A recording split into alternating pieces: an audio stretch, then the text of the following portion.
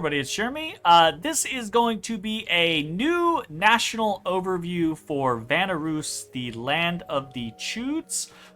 This is going to be for an upcoming series that I will be posting on the game that I played in the tournament, in Lucid's 2025 tournament. So this will be for game 57 of the tournament where I'm playing Vanarus. As per normal in my deep dives or national overviews, right? Like, I'm not an expert player. I'm very much a casual player that just really enjoys the game and has been playing for a little while. So take everything that I say with a grain of salt. There are millions of different ways to play any nation, and a lot of little, clever tricks and things to do like that to maximize the efficiency of different units. Really expert players will make use of those things. I'm not at that level, so a lot of my insight is probably going to be this good, this bad. Don't use this, right? So keep that in mind. Also, as a general caveat, don't do what I do in games ever. Okay, so, if you have seen my national overviews before, you know that they can be especially long-winded. I would expect this to be a several hours long video, because I do plan on going through the lore, reviewing each of the different units, sites, commanders, spells, national summons, all that jazz, talking a little bit about strategy, and, the generalized concept of what I think Vanarus is good at and what maybe they're not the greatest at. So, if that is interesting to you, sit back. If that is less interesting to you and you're more specifically interested in a specific opinion on a specific unit or section or commander or what have you, I will have timestamps down in the description, probably for units, commanders, national spells, generalized strategy, those types of things. So if you're looking for any particular thing,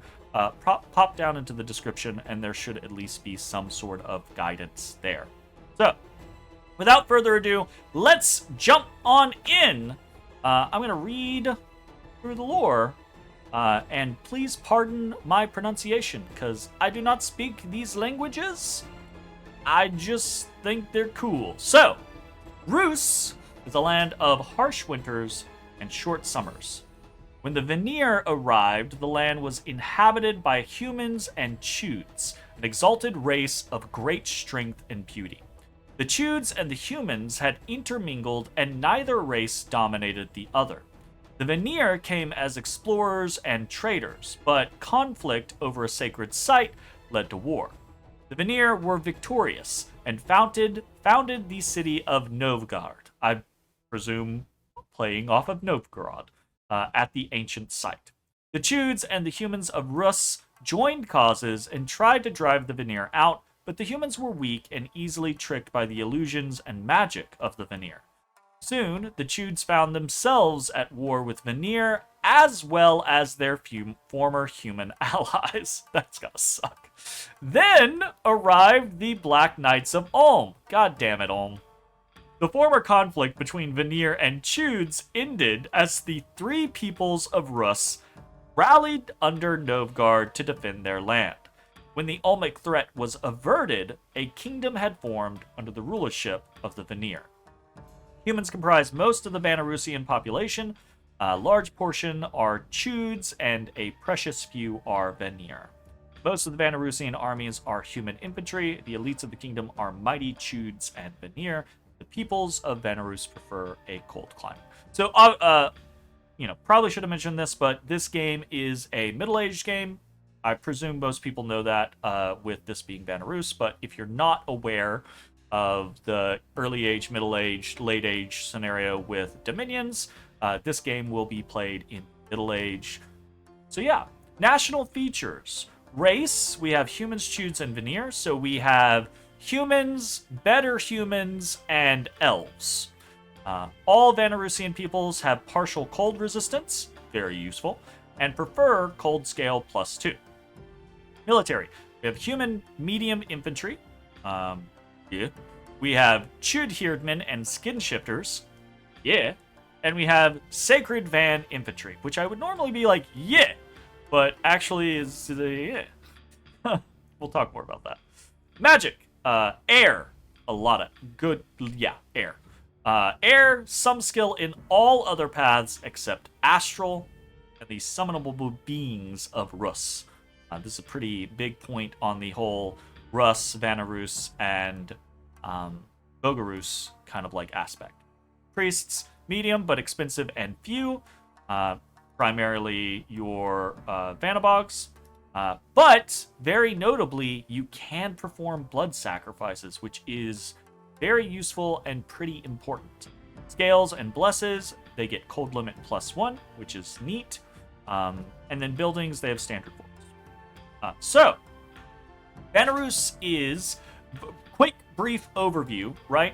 Vanarus is a nation that is comprised primarily of humans, right? These guys over here. That have an elite of the Chuds, with a even greater elite of the Vanir, or elves. So, you're going to have a lot of basic human bitches that have various different flavors and are somewhat okay, but mostly you're going to have some elite better than human humans, right? Same size as humans, but they're going to be stronger, they're going to be healthier, just going to be better overall. Very interesting, useful units.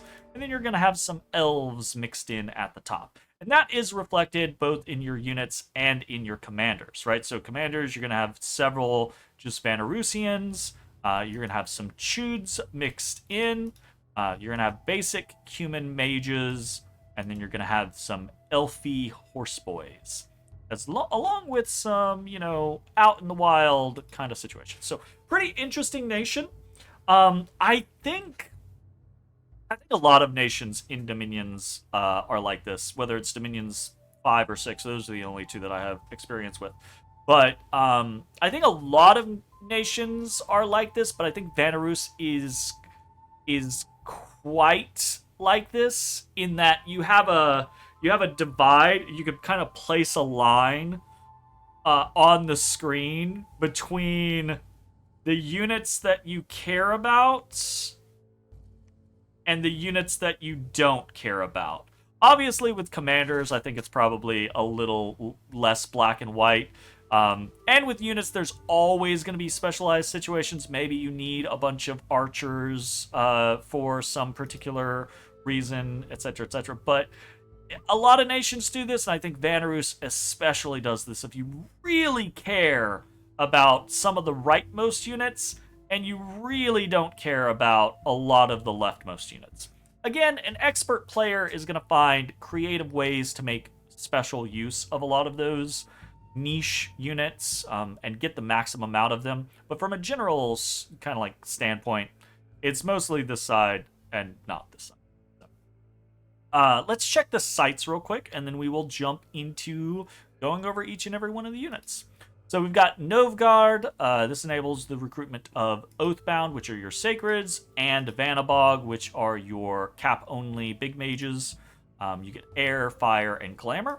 And then you have the Pine of Skulls, which allows the recruitment of Chewed Skin Shifters, gives you Nature and Death. So very interesting. You get 1 of 5 different gems, which really highlights this some skill in all other paths except Astral. And that is a really big thing for Vanarus. They are very much a kind of a Swiss Army knife, right? They do have some specialized tools, right? But generally speaking, a lot of what they bring to the table is just a breadth of options. And you, as the player, really have to understand how to maximize what you can do with them if you want to get anything out of them, right? Much like, I think late age is probably the least susceptible to this. Early age is obviously, I think, the most susceptible to the whole just like Pick a good blessed nation, bless them with something fierce, and fuck people up, right? MA is I think regarded as that kind of like middle ground where there are a lot of really good blessed nations that are really strong, but there are a lot of other nations that have good tricks and toolkits and things like that to face off against heavy blessed nations. I think Vanarus pretty decently lands in that square of not necessarily being a crazy blessed nation, but having a lot of really good tools. And part of that is due to the breadth of their paths. And one particular really nice boy. So, let's talk about Vanarusian units, right? So, again, keep in mind, this is just going to be my opinion. I'm sure there are a lot of different ways to use a lot of these different units, but this is going to be a cursory overview of a couple of different ones, and then more in depth on the ones that I think really matter. So, Vanarusian archers, first and foremost, they're archers. They do have cold resistance, they do have snow move. That is pretty universal across the board for Vanarusian units, so that is useful in and of itself. Very inexpensive across the board for gold, resources, recruitment points, but it's a short bow. So if you need these for some particular reason, they're gonna serve that purpose, but other than that, they are not especially useful. Got a big barbarian province that you need to handle while you're expanding? Cool. Spend a turn or two recruiting Vanarusian archers. You have other options that can handle that, but this is a way that you can go. If you're up against someone that archers are going to be really good against in middle age, then great. But honestly, a lot of times you have better things to spend your resources and recruitment points and gold on in your forts. You can always get archers from random indie provinces, right? So. Next up is the Vanarusian Huskarl, your run-of-the-mill middleman with, again, cold, snow move, okay defense, but at the end of the day, why spend this when you can spend a little bit more and get a lot better, right? You got a spear, you've got a javelin, whatever. Not really something that's gonna thrill you. I guess if you've got to eke things out in a very particular way, they can serve a purpose, but not something you really care about that much. And then you have the axe variant. So rocking basically the same scenario, slightly better protection, slightly less defense. Has an axe, so do you need to hit harder versus repel? That's really all you're looking at here. Again, you can use them, but there are better things for you to focus on, right? You do get into, from the Huskarls, you do get into some better options in the Herdmen. They are, of course, going to cost you more gold, more resources, more recruitment points, but they are better across the board and generally going to be something that you would rather get unless you really, really just need a mass of units, which can be valuable in certain, right? So, Vanarusian Herdman versus the Huskarl, for example, you're getting 13 protection on the Herdman, 13 defense on the Herdman, but otherwise you're getting pretty similar stats, I believe. Same HP, same strength. Yeah, same HP, same strength, same attack skill. One more attack skill. They have slightly better gear, which is going to give them that better protection, better defense skill. So they have their uses. If you need a spear and a javelin, you can work with these, but overall, probably going to be making something else. Same thing, Herdman, the axe variant. If you need to hit harder rather than have a repel check, a pokey stick, you've got that. And the Herdman, unlike the Huskarls, actually have a broadsword version. So if you were going to get something, I actually think I prefer the broadsword version a lot of the time, simply because they have 14 defense skill instead of the 12 or 13 defense skill. The way that attack and defense works is it's relatively, I don't know, I'm probably wrong when I say it like this, but it feels relatively exponential, right? If you have one more defense than attack, it's pretty fucking even. If you have 2 more than attack, then that starts to feel better. 3 or 4 more than attack, they're missing a lot of the fucking times. And beyond that, it's like a you got to get really fucking lucky to hit somebody type scenario, like you're dealing with elves. So 14 defense skill can actually work really well when you're going up against, say, 10 attack skill. It really gives them a pretty severe advantage. Plus, the gear is pretty good. 13 protection is not the worst. The shield comes in for the parry value, which can be very helpful for, blocking hits and not really taking that much damage. And the 16 damage, 12 attack broadsword is pretty okay, and they still have javelins.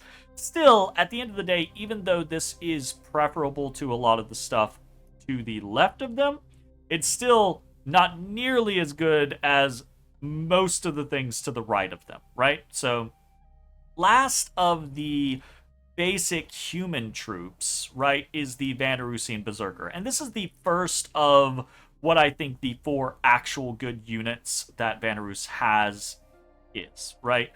So the Vanarusian Berserker still has the whole kind of like human stat line scenario.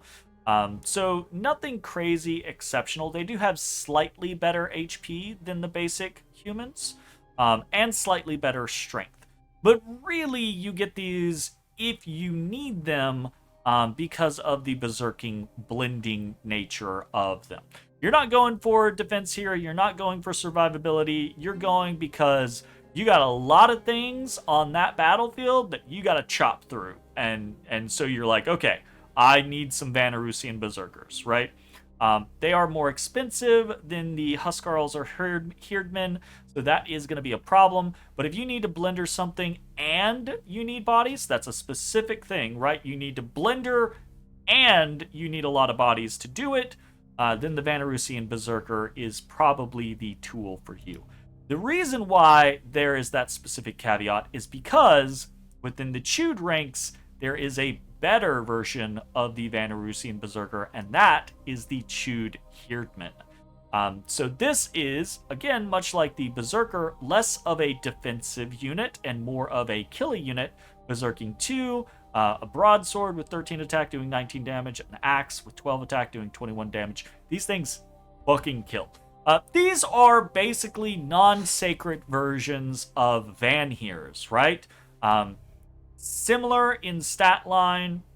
They are Chuds, so they have higher than average or higher than human HP, which is really, really valuable. And slightly better stats on strength and attack because they're just more skilled, which is really cool. The thing is they are pretty fucking expensive. 35 gold for a non-sacred unit is elite tier, right? 21 resources, 28 recruitment points. At the end of the day, if you need to field 500,000 blenders, right? You go for the Vanarusian Berserkers just because you can shit out more of them. But the Chud Herdmen are better quality, higher quality units. And they're going to work better with point buffing and stuff like this. They are also significantly more survivable than the Vanarusian Berserkers. The Vanarusian Berserkers at 13 protection, 12 HP, versus the Chud Herdmen at 17 protection and 17 HP. With the 2 Berserker, this actually does push their protection up into pretty good locations. And if you get something like Group Barkskin going, which is a very easy thing for Vanarus to do with their recruit in forest mages, then the Chud Herdmen actually become extremely difficult to deal with. Cost for cost, pound for pound, the amount of damage that they can dish out, 6 attacks per square, right? These guys are really, really, really good. And notably, these, unlike the Chud Skin Shifters and Oathbound, which can only be recruited in the capital, these can be recruited in any port. These are, in my opinion, what make Vanarus able to stand against other nations, especially blessed nations, in the middle-aged, because this unit is so fucking good.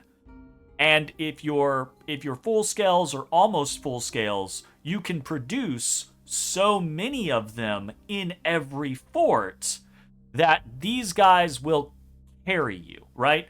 You get enough point buffing going on them, and then into the mid and later game, you get actual like battlefield buffs. And these guys are amazing. They will stand toe to toe with a lot of things, and they'll cut a lot of those things down, right? These guys can kill giants. These guys can, through a lot of trial and error, they can cut through elves. They are survivable enough that you can put them in box formations, bodyguards, those types of things. Protect your mages and have birds drop on them, or whatever drop on them, demons drop on them. And if they've got buffs, they'll stand there, take the hits, and clap back. These are really, really good units. They are expensive, though, and resource and recruitment heavy, right? Compared to, basic units that you can just shit out. So you are paying a premium for them, but my god, they do a really, really good job. One notable disadvantage to the Chewed Herdmen is that they are only map move 10, whereas most of your other units are at least map move 12. So this often means that map move 12 plus snow move means that you can a lot of times map move 2, which is very useful for maneuvering around in your territory. The map move 10 is going to make it to where that's basically never happens, right? So really, really strong units, a little weighed down, but honestly, probably your bread and butter. If you're going to play Vanarus, then Chewed Herdmen are absolutely fantastic and 100% the way to go. Don't overlook Vanarusian Berserkers, right? As you can see, 17, 21, right? 15 gold. If gold is limiting you and you need a bunch of things to kill, Vanarusian Berserkers are still really, really good for that. But if you're going for killing and kind of quality, then the Chewed Herdmen are exactly where you want to go with that. Moving on, Chewed Skin Shifters. So this is cap only, 40 gold, very expensive. This is not a sacred unit, unlike in the early age Rus, I believe. Almost no resource requirement, but heavy recruitment points, right? So kind of in the realm of cavalry, this can be difficult to get very many of them because they cost so many recruits. But they have a lot of HP, they hit really hard, they are berserking, they do have recuperation, and they're skin shifters. They're motherfucking bears. So when you finally pop this 18 HP, it just turns into a bear with 40-something HP that mauls your fucking face off, right? So it's really, really good. And notably, between the skin shifters and the Chewed Herdmen, you have a lot of answers to annoying indies that you wouldn't have in a lot of other scales troops, right? In a lot of other scales troops, you have to deal with like, I'm going to throw out, I'll use these Huskarls or these archers and throw out as lance bait, right? Got a bunch of heavy cav in a province? Throw skin shifters at them, right? Oh, you hit me with a lance charge. Cool, great. Here's a fucking bear. And that bear has 40-something HP and hits pretty fucking hard. You don't have a lance anymore. You're just a dude on a horse. I'm a bear, right? So the skin shifters are great for doing things like eating lance charges. The Herdmen are actually great at dealing with things like barbarians, because the barbarians hit hard, but they don't hit hard enough to kill a Herdman most of the time, because it's the high protection, high HP, which just makes them berserk and kill every fucking barbarian near them, right? So you have these tools that are really, really good at taking on otherwise painful indies. Elephant's still a little bit of an issue, but you send enough Herdmen at an elephant stack, and it's still gonna cut their legs off. So, skin shifters are really, really cool. I think that skin shifters tend to be most useful very early on, the first couple turns of the game, when you don't have the resources for Chewed Herdmen. So you can get a bunch of skin shifters instead to move out with your expansion parties, and just a few turns of skin shifter recruitment, going out with like one or two, reinforcing your starting army, and then going out with like the next army, between around like 5 to 10 skin shifters with each party, can basically turn those parties into full expansions that never run out. Like, the rest of the units around them will slowly die, but the skin shifters will still just keep on trucking. And part of that is due to their high HP, very killy nature, and the fact that they turn into bears. The other part is that they come with recuperation. Do not overlook the fact that they come with recuperation. If you have a couple skin shifters in an army, and they have afflictions, especially if they have cripple, don't take them with your army. Leave them in that province, and pick them up later. Like, send another commander to go pick them up, and help them rejoin an army later on down the road, or take them back to your capital and send them out with someone else. Let this recuperation do its work, and you'll find that 10 or 20 skin shifters at the beginning of the game can last you a really long time, because the bastards just keep healing their afflictions, and that's fantastic. Skin shifters also very good in particular matchups. Again, up against giants, they hit really hard, so they're pretty good at chopping through very high protection targets. Specifically against like Nifl giants, right? Niflheim, because they come in with cold resistance, that can be pretty helpful in dealing with something like big cold giants, right? So pretty valuable unit, definitely something you want to keep an eye on, but often you're going to get them in the early game, and then you're probably going to shift over to Chewed Herdmen being pumped out of your capital, just because you can get so many of them and they're so good, unless you're going for the last option, which is Oathbound.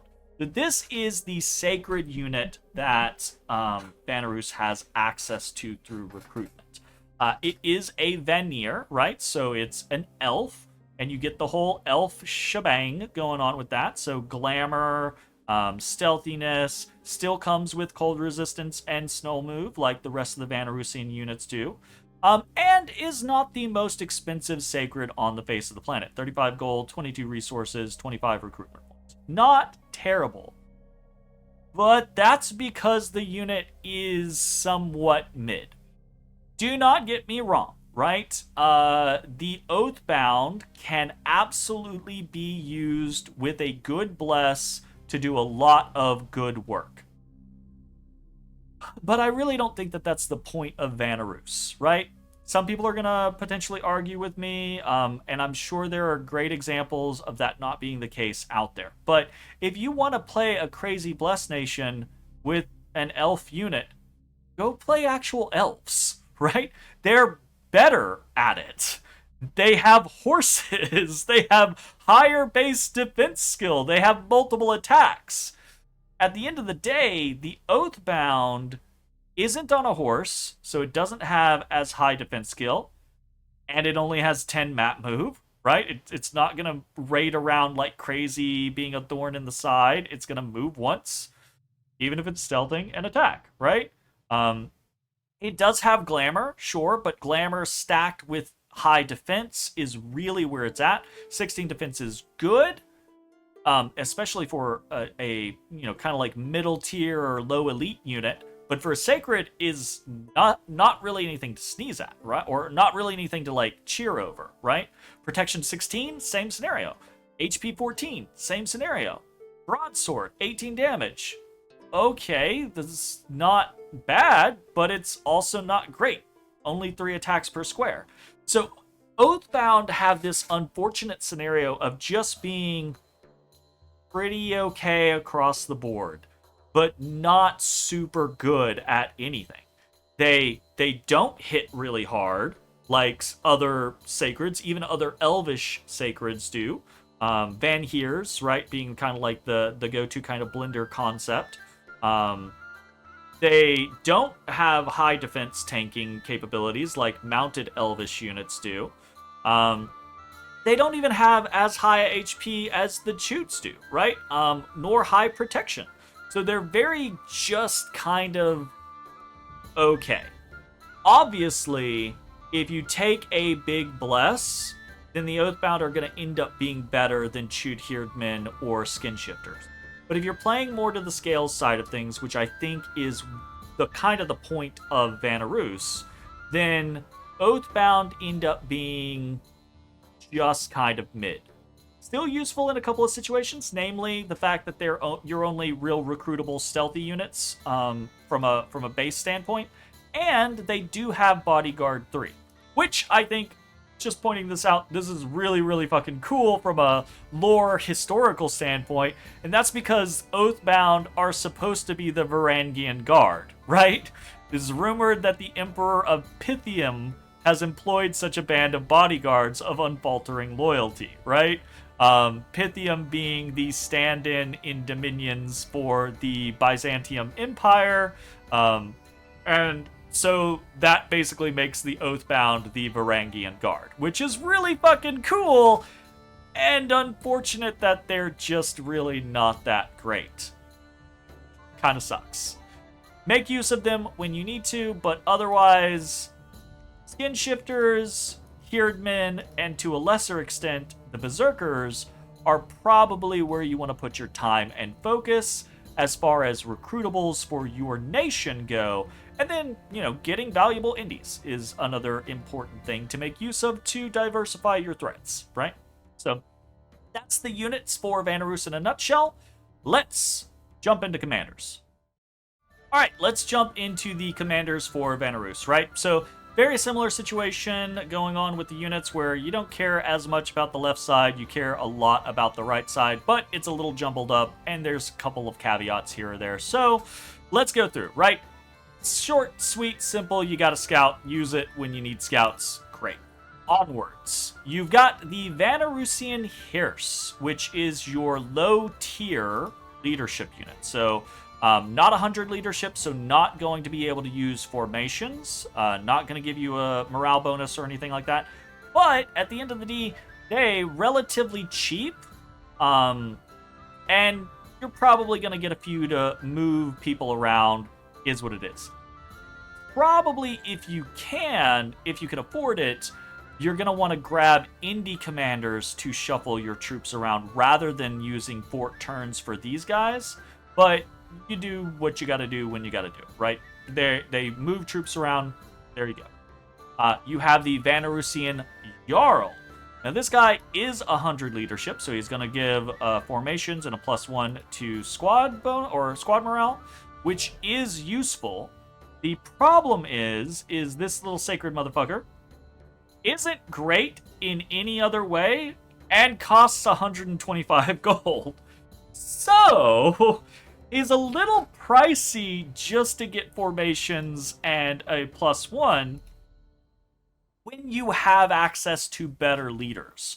So unfortunately, unless you've got some really weird scenario that you're using the sacred part of the Vanarusian Jarls, or you just really need the formation and you can't get any of the other better commanders, Vanarusian Jarl can fit the bill, but this one probably sees less use than just your regular troop leaders, and definitely less use than your other better commanders.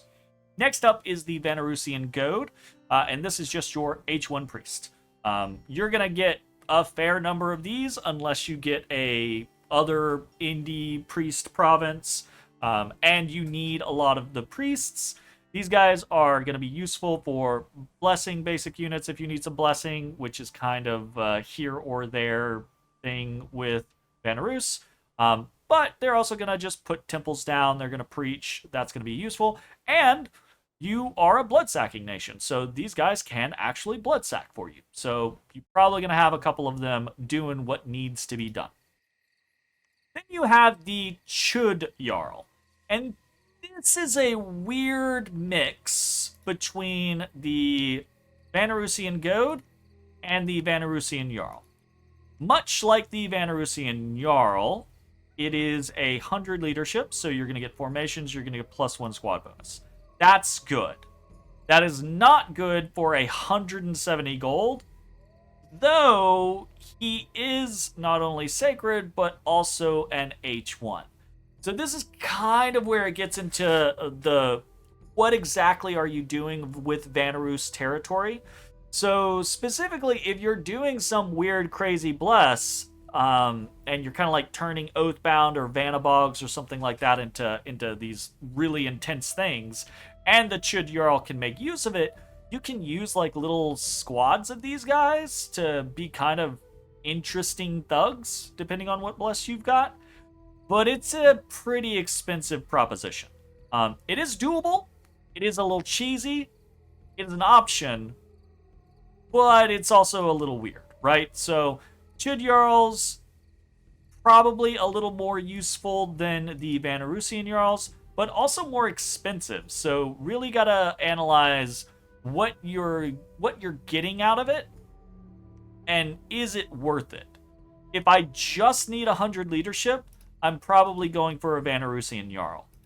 If I want something going on better with like blesses or just need priests, I'm gonna go for the Vanarusian Goad.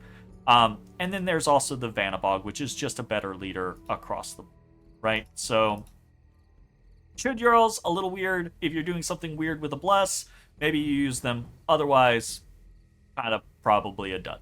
And that's the left side of the commanders for Vanarus.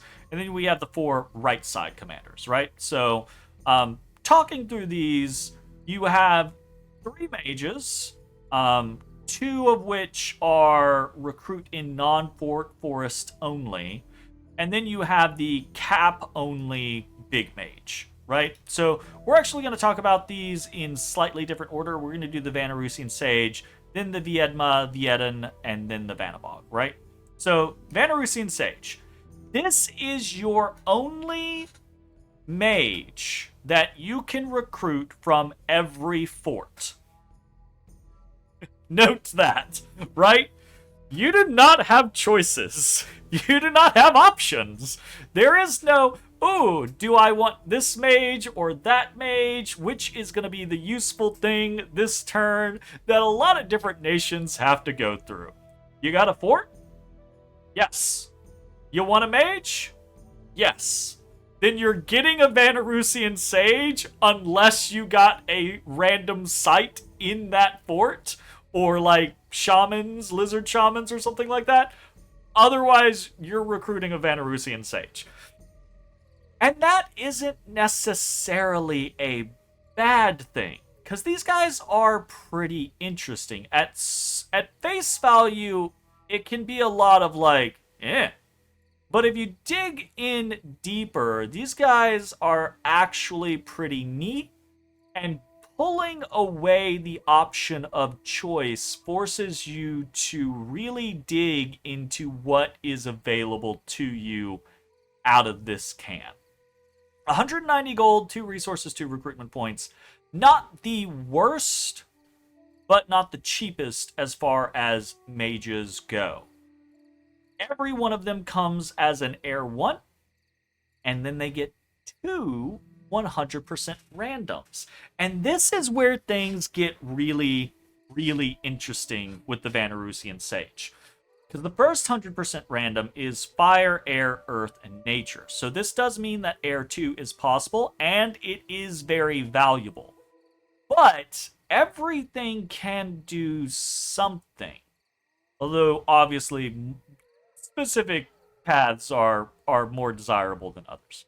The Air 2s are probably going to be the go-to, the best things for you across the board. And then on the other 100% random, you have Death, Glamour, and Blood. Now that Blood can be extremely useful. This is going to offer you Blood Hunters, that don't suck like scouts do. They're not going to be great, but they'll get the job done. And this will allow you, Sabbaths, right? I got to remember to call them Sabbaths because they are separate now. So, this is a very, very valuable thing because whatever you've randomed up here, plus 1 air, if you get a blood, well, that can actually go into a Sabbath and start doing different things for you. So that's really, really cool. That being said, there are a lot of different cross paths that can be really neat to get. You can get death and air, which can be kind of fun. You can do some death and fire, which can be kind of neat, right? So you got a lot of different things that you can get out of these Vanarusian sages, and you're gonna have to spend your time really understanding, if I bring these 20 Vanarusian sages into a battle, what can each one of them do for me, and how do I maximize that for myself, right? Because that is a very important part of playing Vanarus. Obviously, the Air 2s are just like the easy, straight out of the package, blunt instruments. In the early game, they're going to be able to drop things like Mist Form to point buff your Chewed Herdmen or your Skin Shifters. They're also going to be able to do things like Lightning Bolt, and then later on in Storm, do Storm Power into Thunder Strikes. They can also Cloud Trapeze around. So the Air 2s, generally the ones that you want the most, but you're going to need to find ways to use almost all of them.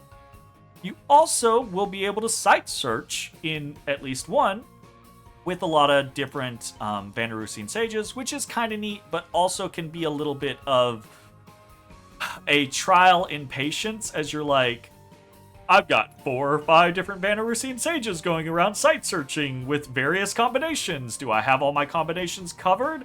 Am I doubling up on something? Am I wasting, right? Like, it's really an exercise in frustration and efficiency. So just keep that in mind as you go in.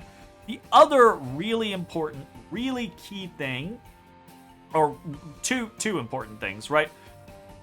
One of the other really important, really key things is that these guys are adept researchers +4, right? So 15 research for 190 gold is pretty fucking good. If you throw magic scales onto this nation, these guys can research really, really, really well, which makes sense. Because they're going to need it, right? If you're playing them as scales, then they're going to need the edge in magic, in research. So these guys do a great job of that, right? If you are not playing magic scales, if you're playing Drain,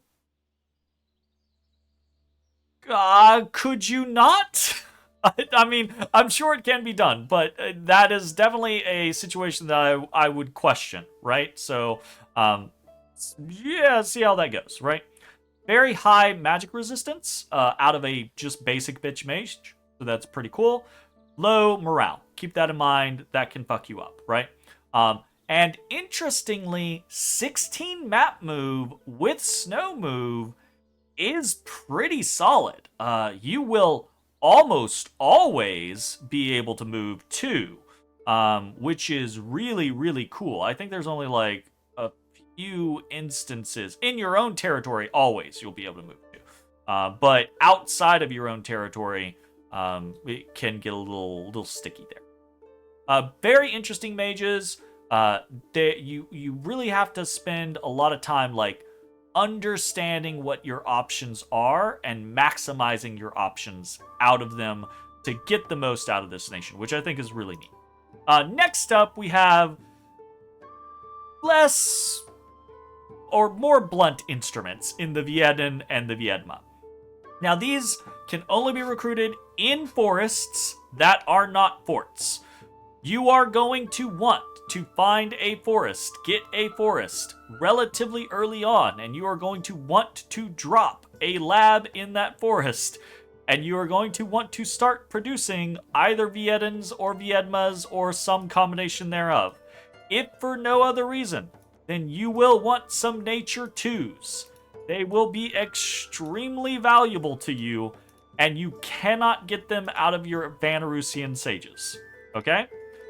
So that is kind of like the big thing. The difference between the Viedma and the Vieden is a little sexist. Let's be honest, it's a little sexist.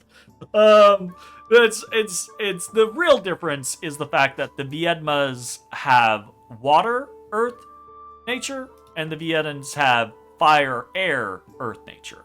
But also, the price point for the Viedens and the stats of the Viedens is just better. You're getting more magic for less gold on the Vieden, and you're getting better stats on the Vieden. Because he's a dude? It's just in general, I guess? Just something to keep in mind. That being said, I often find that the Viedmas tend to be better units to get. They're a little cheaper. And the nature water crosspath, if you don't get something else that you want, which is normally going to be nature, if you don't get one of those, then nature water still lets you do moss body, which is really, really useful. So, Viedmas, Viedens, crapshoot. What are you going to get out of the roll? Fire, air, water, nature on the Viedma. If you get a fire, well, then this is still a moss body caster. If you get an air, well, this is still a moss body caster. If you get a water, water too is actually decently useful and can be used for a couple of different things. Primarily, quickness is kind of like the go-to thing. Quickened Chud Herdmen are a goddamn nightmare. And then if you get a nature too, which is what you're really after the majority of the time, you get a good group Barkskin caster, but also you get someone that can sneak into casting Strength of Gaia, and from Strength of Gaia into Howl. And if you go construction, you can just get some, Thistle Maces and straight up cast Howl. That's very, very useful for the Viedmas early on. Otherwise, about these units, they do have high map move with snow move, which is very useful. They are stealthy, which is super useful. They have a small supply bonus, and they're bad researchers. So you're not getting these for research, although they will help augment your research. You're getting them because they plug holes in your casting capabilities that the Vanarusian sages cannot plug themselves. So higher water, higher nature. Those are the big values out of the Viedmas. And then the Viedens, with their fire, air, earth, and nature, do have the same randoms, right? So fire, air, water, nature means that you generally don't give a fuck about the water ones, right? Although that does turn them into a, say it with me, moss body caster, which is still useful. And then the nature ones, obviously same scenario as the Viedmas. Group Barkskin can bootstrap into Strength of Gaia, can bootstrap into Howl, etc., etc. But notably, you can also get Fire 2s, which is your only native way to get Fire 2, which is pretty useful. And you can get Air 2, and Air 2s are super, super useful for Vanarus as a nation as a whole. Another Air 2 is another Thunder Striker, another Air 2 is another Air Elemental Summoner, another Air 2 is another Cloud Trapezing Maze into whatever you need them to Cloud Trapeze into, right? So, pretty useful. You really need to understand which do you need as you move forward. I tend to favor the Viedmas because I like the nature water potential out of them more often, but this tends to be like an early choice, and then as it moves later, I tend to favor the Viedens as the fire, air, I think, becomes more useful later on as I replace the water and nature casters that I need with other more easily accessible options as you move into like Conjuration or things like that, right? So, pretty interesting stuff there. Vital that you get a forest early and lab it and start getting these, because these are going to be better combat casters or at least point buffers, then your Vanarusian sages will be most often in the early game, right? And then we get to the cap only big mage, and that is the sacred fucking elf boy on a horse. Hell yeah, Fey horse, let's go. So this is the Vanabog, right? So Vanabog is an ancient Vanjarl from Vanheim. So these guys, these are the original invaders. Thanks, Vanir. We appreciate it. These guys are super duper important. Both as leaders for your actual armies, as big air casters, potentially as raiders, although that is dangerous for a slow to recruit, expensive cap-only mage. Typically, you're going to use them more as leaders and big air casters. So they are H2s. They're your best priests. They are blood mages. All of them are blood mages. So you can Sabbath into them, which means you can Sabbath into better everything, but also better holy. So that is something to keep in mind, right? To come as Air 2, Death 1, Glamour 1, Blood 1, and you will get the Fire, Air, Death, Glamour, Blood options. Fire is probably the worst out of here, but it can still be useful, especially since, you know, you will still have Blood. All of the rest of these, Air 3, especially useful, but Death 2 useful, Glamour 2 useful, and Blood 2 also useful. You do also have a 10% random. Don't rely on this. Do not build a strategy that is, oh, well, as long as I get this air 10, don't do that. Don't do it. If you get something down here, great.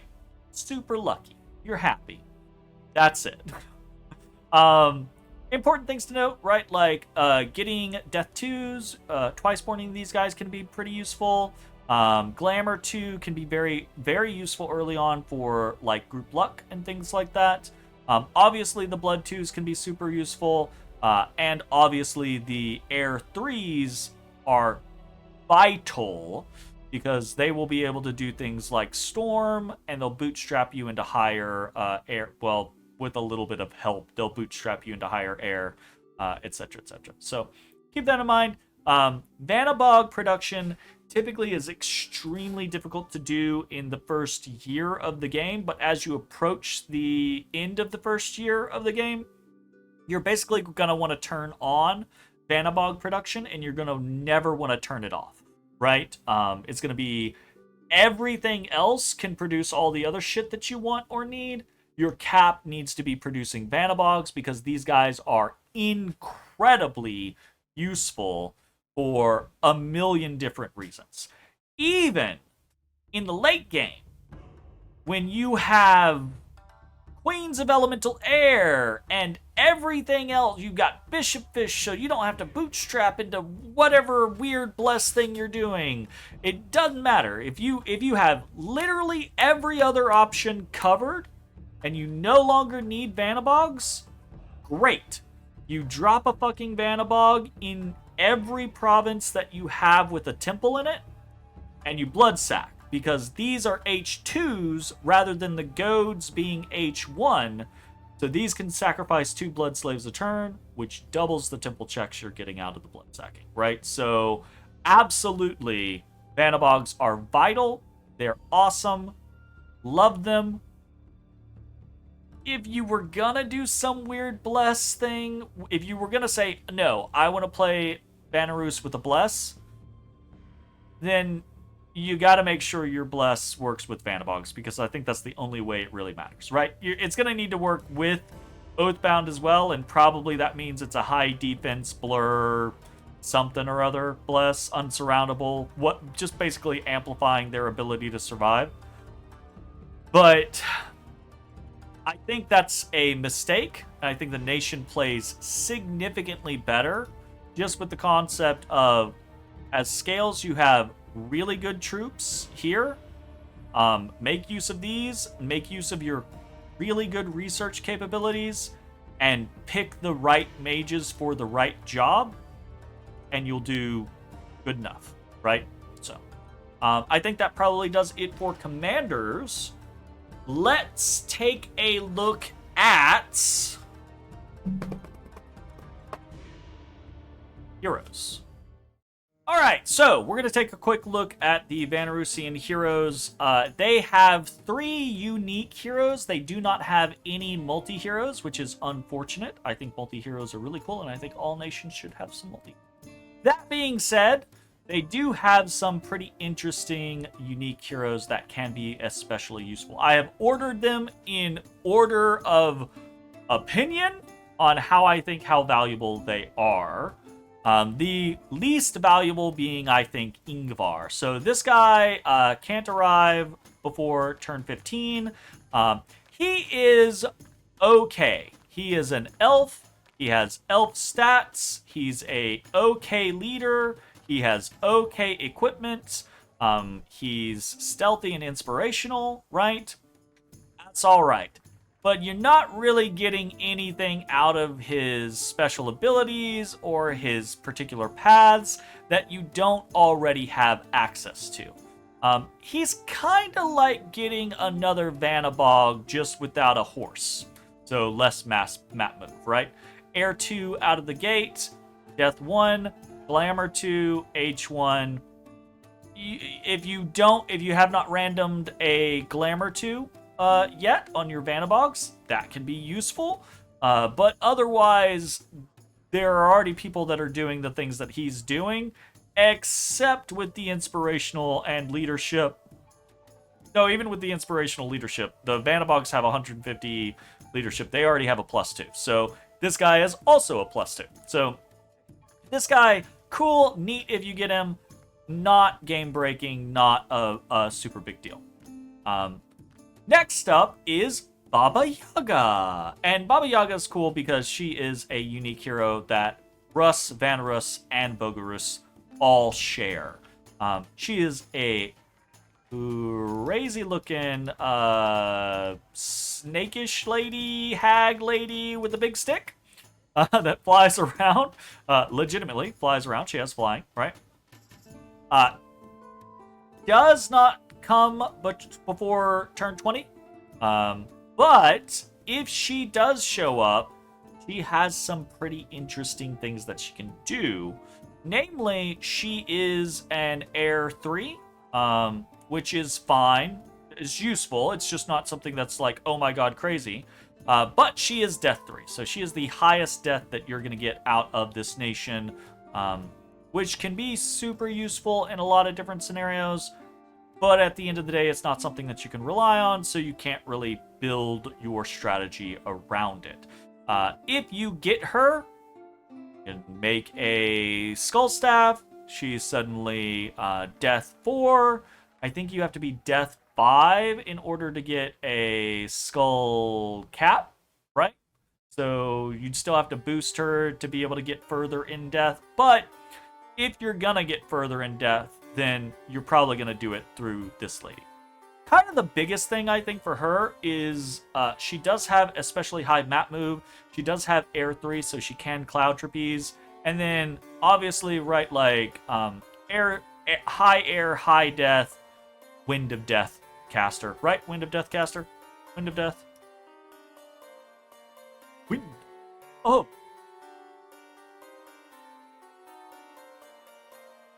Are we? What? Oh. Yeah.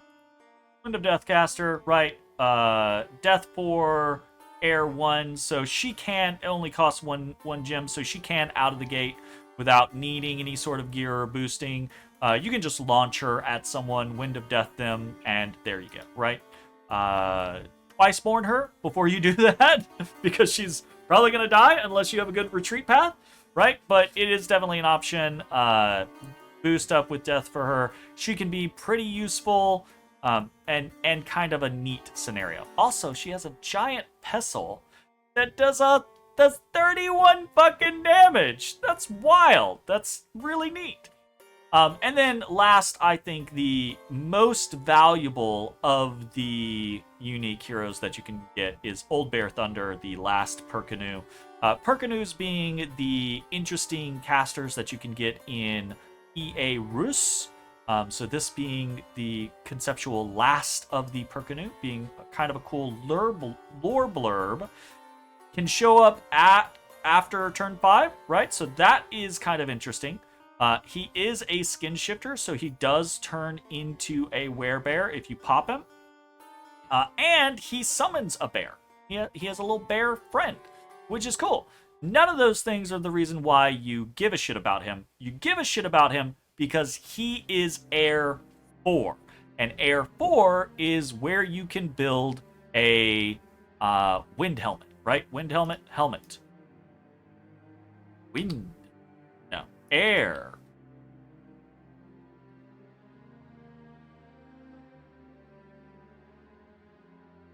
Winged helmet, that's what it is.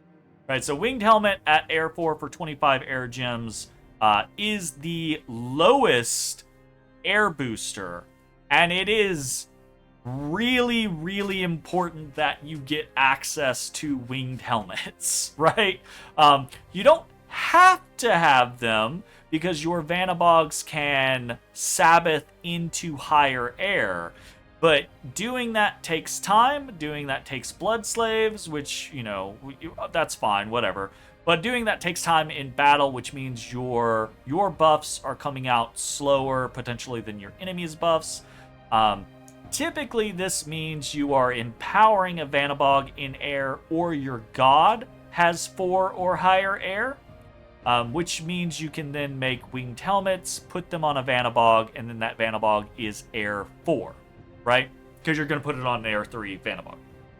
An Air 4 Vanabog can then do the big air spells. You can arrow fend your people, which I think you can already do anyways at Air 3. You can storm, which you can already do at Air 3. And very importantly, you can Army of Fog, which is the biggest kind of situation there. Smattering of other really important air spells as well. Things like featherweight warriors or soaring army, all super valuable. I think most of which you can kind of bootstrap your way into, but really Old Bear Perkinu letting you easily get to winged helmets without having to boost or do any weird shenanigans is super duper valuable. Only thing is you can't rely on the fact that you're going to get him. So if you do get him, that's great. But if you don't, you either have some other strategy that you're employing, or you're gonna have to just boost or bootstrap your way in however you need to, right? So he is also Astral 1, which is the only Astral on the nation at all, and it's only Astral 1. And honestly, a little annoying because I have had this guy magic duel because I didn't have any other Astral in the army, and it sucks. So almost a little bit of an Achilles heel rather than like a blessing.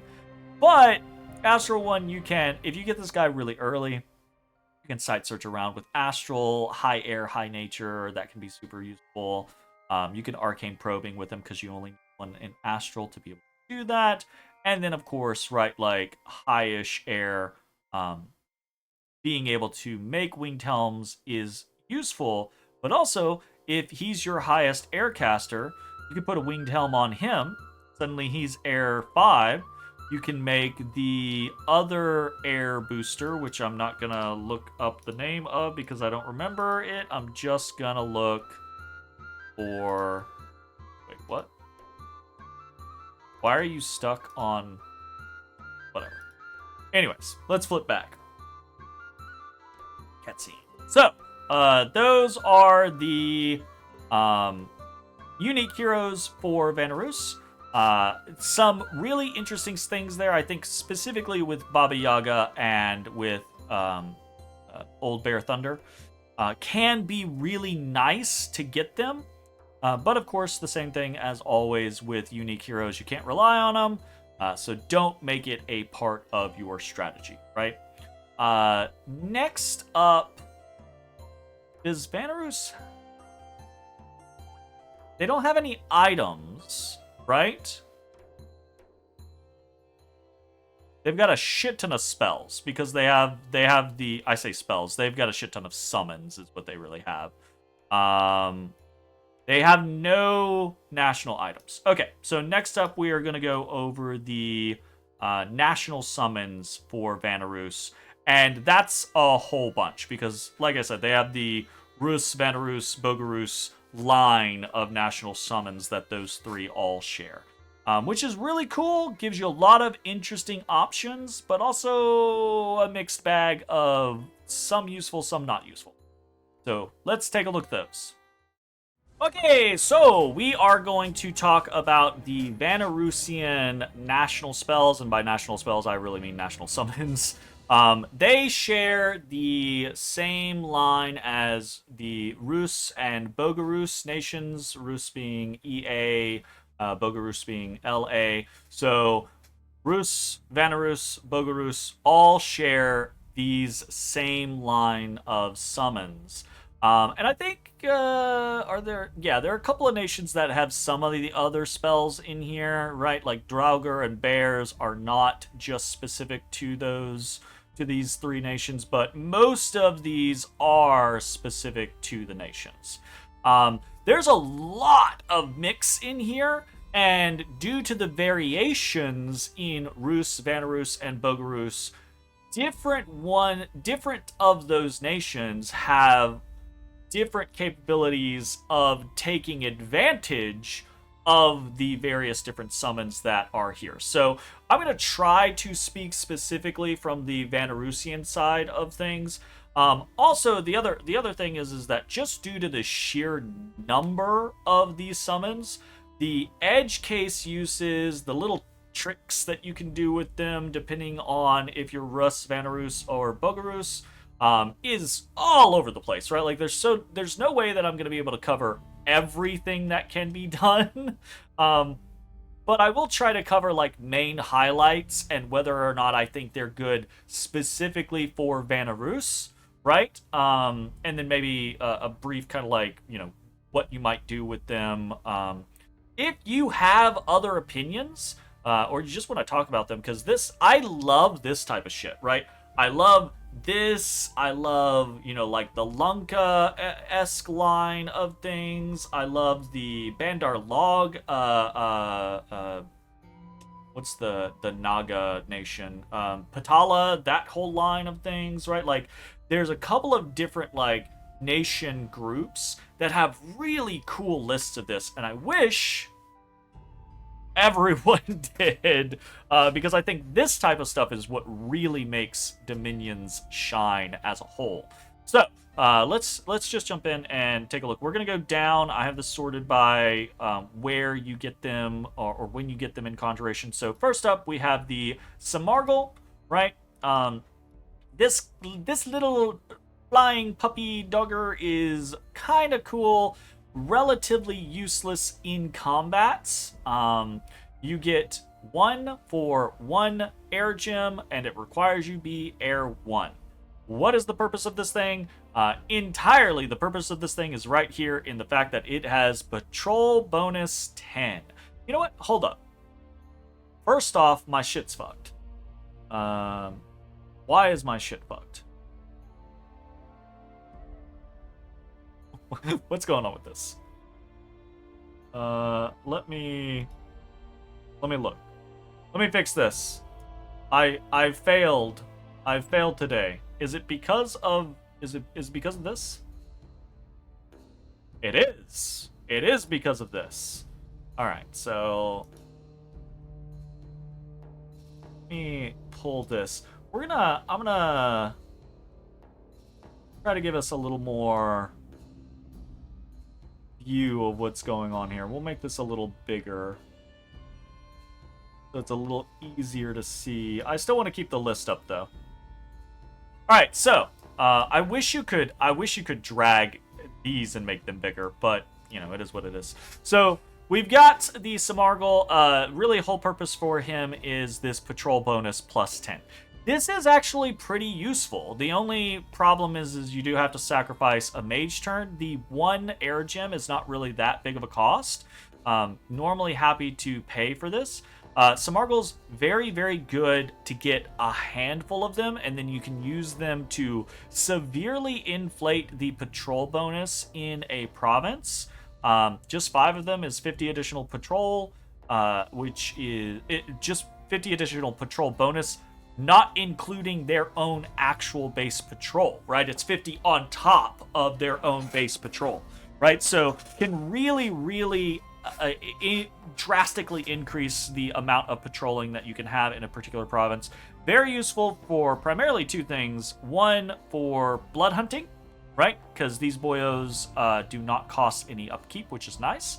And also very useful if you're dealing with stealthy units and you want to surprise uncover them, right? So Samargal, pretty interesting, not gonna blow you away, but very useful overall in Vanarus, right? Next up we have the Firebird, and this guy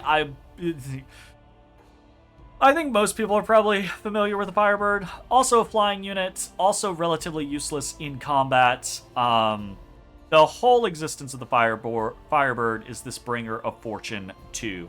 So probably someone's going to need to correct me in the comments because I'm probably going to get this wrong. But the way bringer of fortune works is basically every single Firebird has a 2% chance to spawn an event. So when you get to the event section of the turn and it's processing, it'll go, oh, here's a Firebird. Roll a D100. Did you get a 1 or a 2? Yes? Cool. You got a Firebird event, wherever that Firebird is. Did you not? Cool. You don't get a Firebird event, right? So 2% chance is relatively low, right? Really not something you're banking on. If you have 100 of these, right, costs two fire gems, requires fire 1, astral 1. If you have 100 of these, on average, you're going to get 2 events. If you have 200 of these, on average, you're going to get 4 events. If you have 300 of these, on average, you're going to get 6 events. And you see the daisy chain, right? This is a long-term investment that once you hit a critical mass, the Firebird events are very good often. You can get a lot of gems out of them. You can get free big units out of them. You can get large amounts of gold out of them. I'm sure almost anyone who is in the Dominion scene has either played around with Firebirds before or seen some content creator. Lucid has, I think, very famous series where he's playing Bogarus, where I think he's playing with someone else. They're doing like a two-headed, Hydra kind of scenario, or two-headed giant, depending on what you want to call it, type situation. And they go for a metric shit ton of Firebirds, and it just gets absurd, and they're getting mass quantities of events all over the place. I think they actually broke like the amount of events that you can actually achieve. Which is super fucking cool. These are great. They're also relatively useless for Vanarus because Vanarus does not have the paths in order to cast Firebirds, right? They do not have a native astral access. So really not something that is in the pocket for Vanarus, right? Unfortunately. You've got Sloth of Bears, and this is available to quite a few more nations than just the Rusian kind of a scenario. You can see them all listed there. Still pretty useful. Only requires Nature 2, so these are able to be cast by your Viedans or Viedmas. 6 Nature Gems gets you 15 Great Bears. Great Bears have a lot of HP, hit relatively hard with the Claw and Bite. They are undisciplined animals, so, take that as you will, but in a pinch, these guys can add a lot of mass to your armies and be very, very useful for, packing a little bit more punch, right? So pretty cool. Valid thing to utilize for Vanarus. Next up, we have the Siren, right? So this Costs 8 gems. This is at Conjuration 3. Costs 8 gems. Requires Astral 2. Right off the bat, we know that that means it's probably not going to be in Vanarus's wheelhouse because they have no native Astral casters, right? But what you get is interesting, but probably even not just for Vanarus, but for Rus and Bogarus, not the craziest, most useful thing. The main focus for the did I say siren? It's a siren. It's spelt weird, but this is a fucking siren, is what it is, right? It has dream seduction, so this is just a seducer. You fling this into a province, preferably adjacent to one that you control, and you try to seduce enemy commanders and mages and things like that. Now, that's not to say that, I knocked it earlier. It's not that these are useless, but 8 Astral Pearls is a lot to ask for a seducer that, if they fail the check, is probably all but guaranteed to lose their fight. They have a head slot and 2 miscellaneous slots, so it's not like you can kit them out to be a good assassin. You can put assassin items like the acorn thing that summons Vinemen, or like a water bottle or something like that. It can work, but it's not great, right? This is mostly just the chance of, hey, I might be able to steal some enemy mages or a big enemy unit or something like that. And if you want to play around with them, play around with them. Your mileage is going to vary wildly on whether or not they're useful or not. And that's it. Not really a go-to for Vanarus. Next up, we have the Liko at Conjuration 4. Requires 10 death gems. Only needs death 1. So a fair amount of death gems for just something like this, but really accessible to Vanarus, right? What you get out of it is a relatively stealthy but very fragile unit. Not a mage, right? Just a unit. And this lady exists for just these two right here. Bringer of Fortune, -10. Increases Unrest, +5.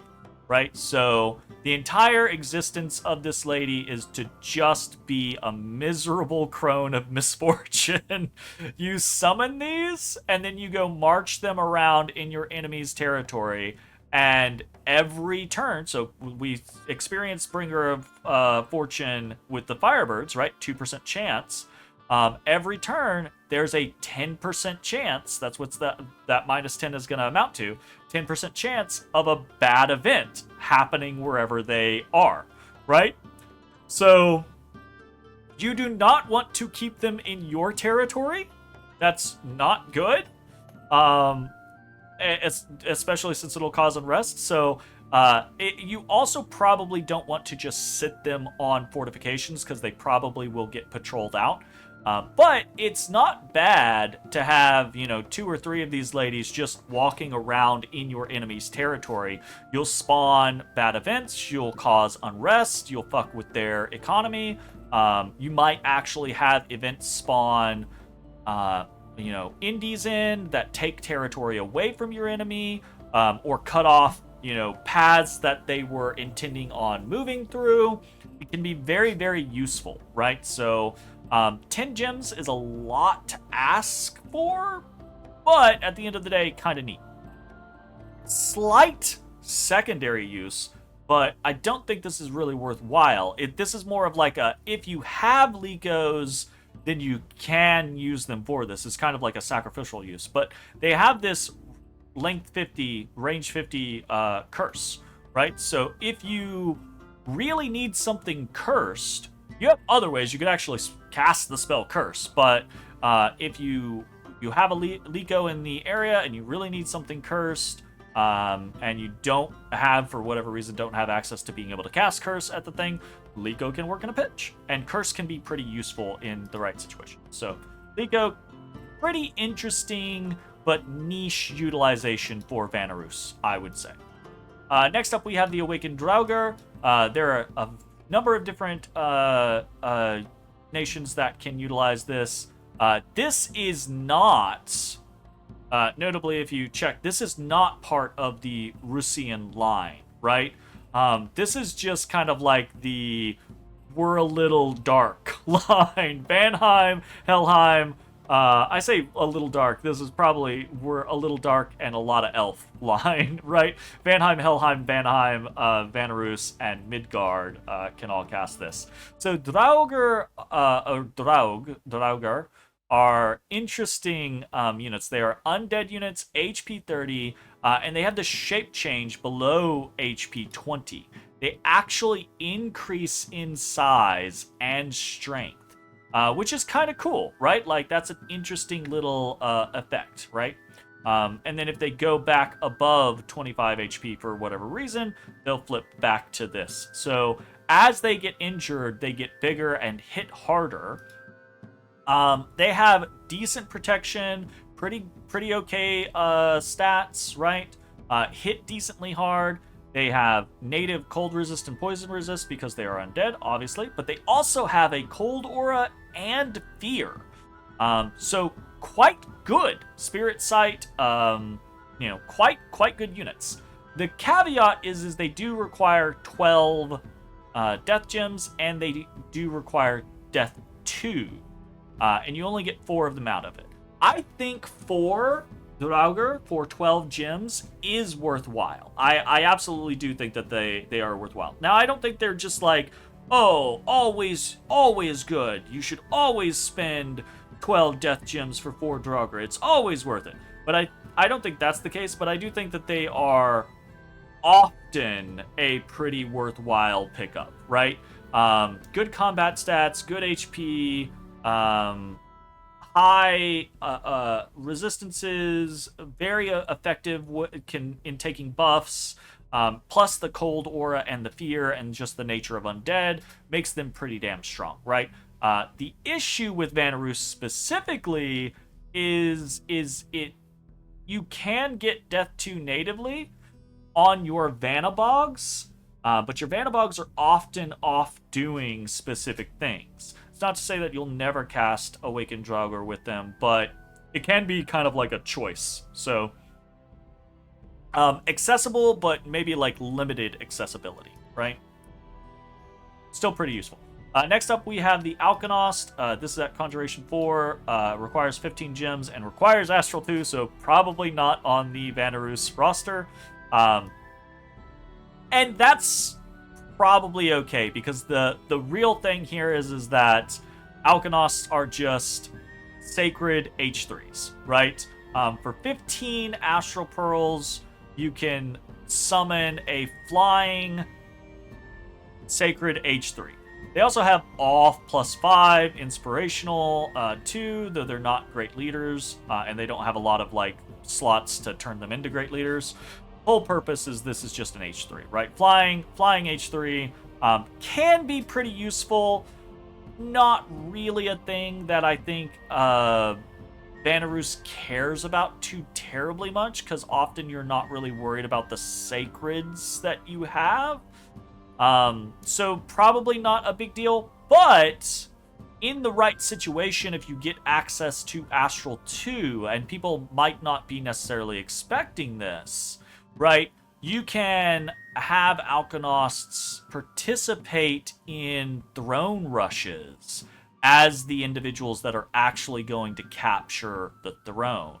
So that can be useful even for Vanarus, and it's something that people won't always expect. So not universally useful and very hard to kind of like get into, but maybe something that can be used. Next up, we have the Summon Rusalka at Conjuration 4. This requires 16 Water Gems and requires Water 1, Death 1, which is that... I don't remember. Is that difficult for...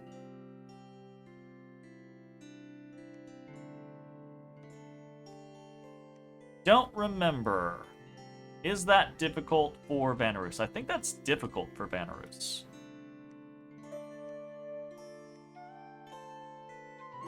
Yeah, that's very challenging for Vanarus because they get Death 1 on their Vanarusian Sages, but they don't get Water on their Vanarusian Sages.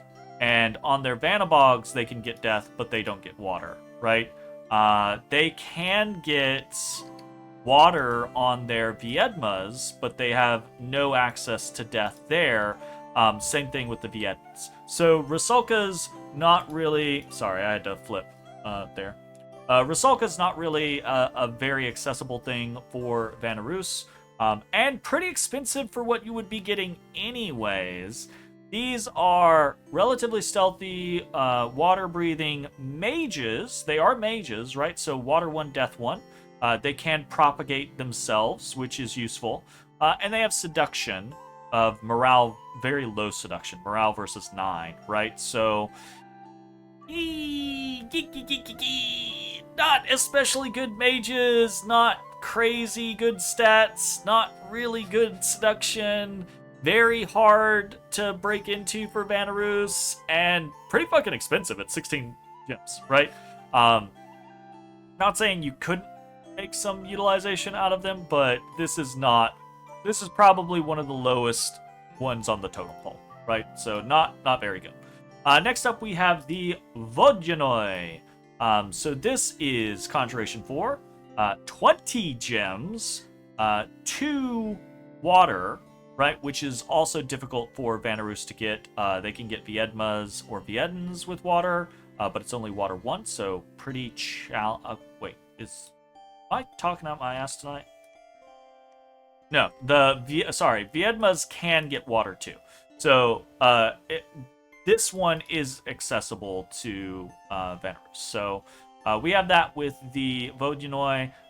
This is a remote spell, right? So you're not just like summoning it. You can target a province up to 4 provinces away, but the target must be underwater, right? So this is an aquatic mage. You get a Water 3, Nature 1, stealthy mage, right?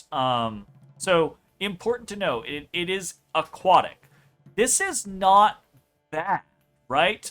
As a Water 2 for 20 water gems, you can target a pond that you have taken and summon a Vodyanoi. I can't remember. Ah, shit. I honestly can't remember this. I think you get to keep the Vodyanoi. I believe you get to keep the Vodyanoi. So you can use this as like... Can you use this as a... like, remote attack spell? I don't remember. Water Sprite discovered. Really just like, okay. Cannot leave the water, right? Obviously, the cannot leave the water can be affected with gems, so if you put the right gear on her, or not gems, gear, if you put the right gear on her, you can pull her out of the water.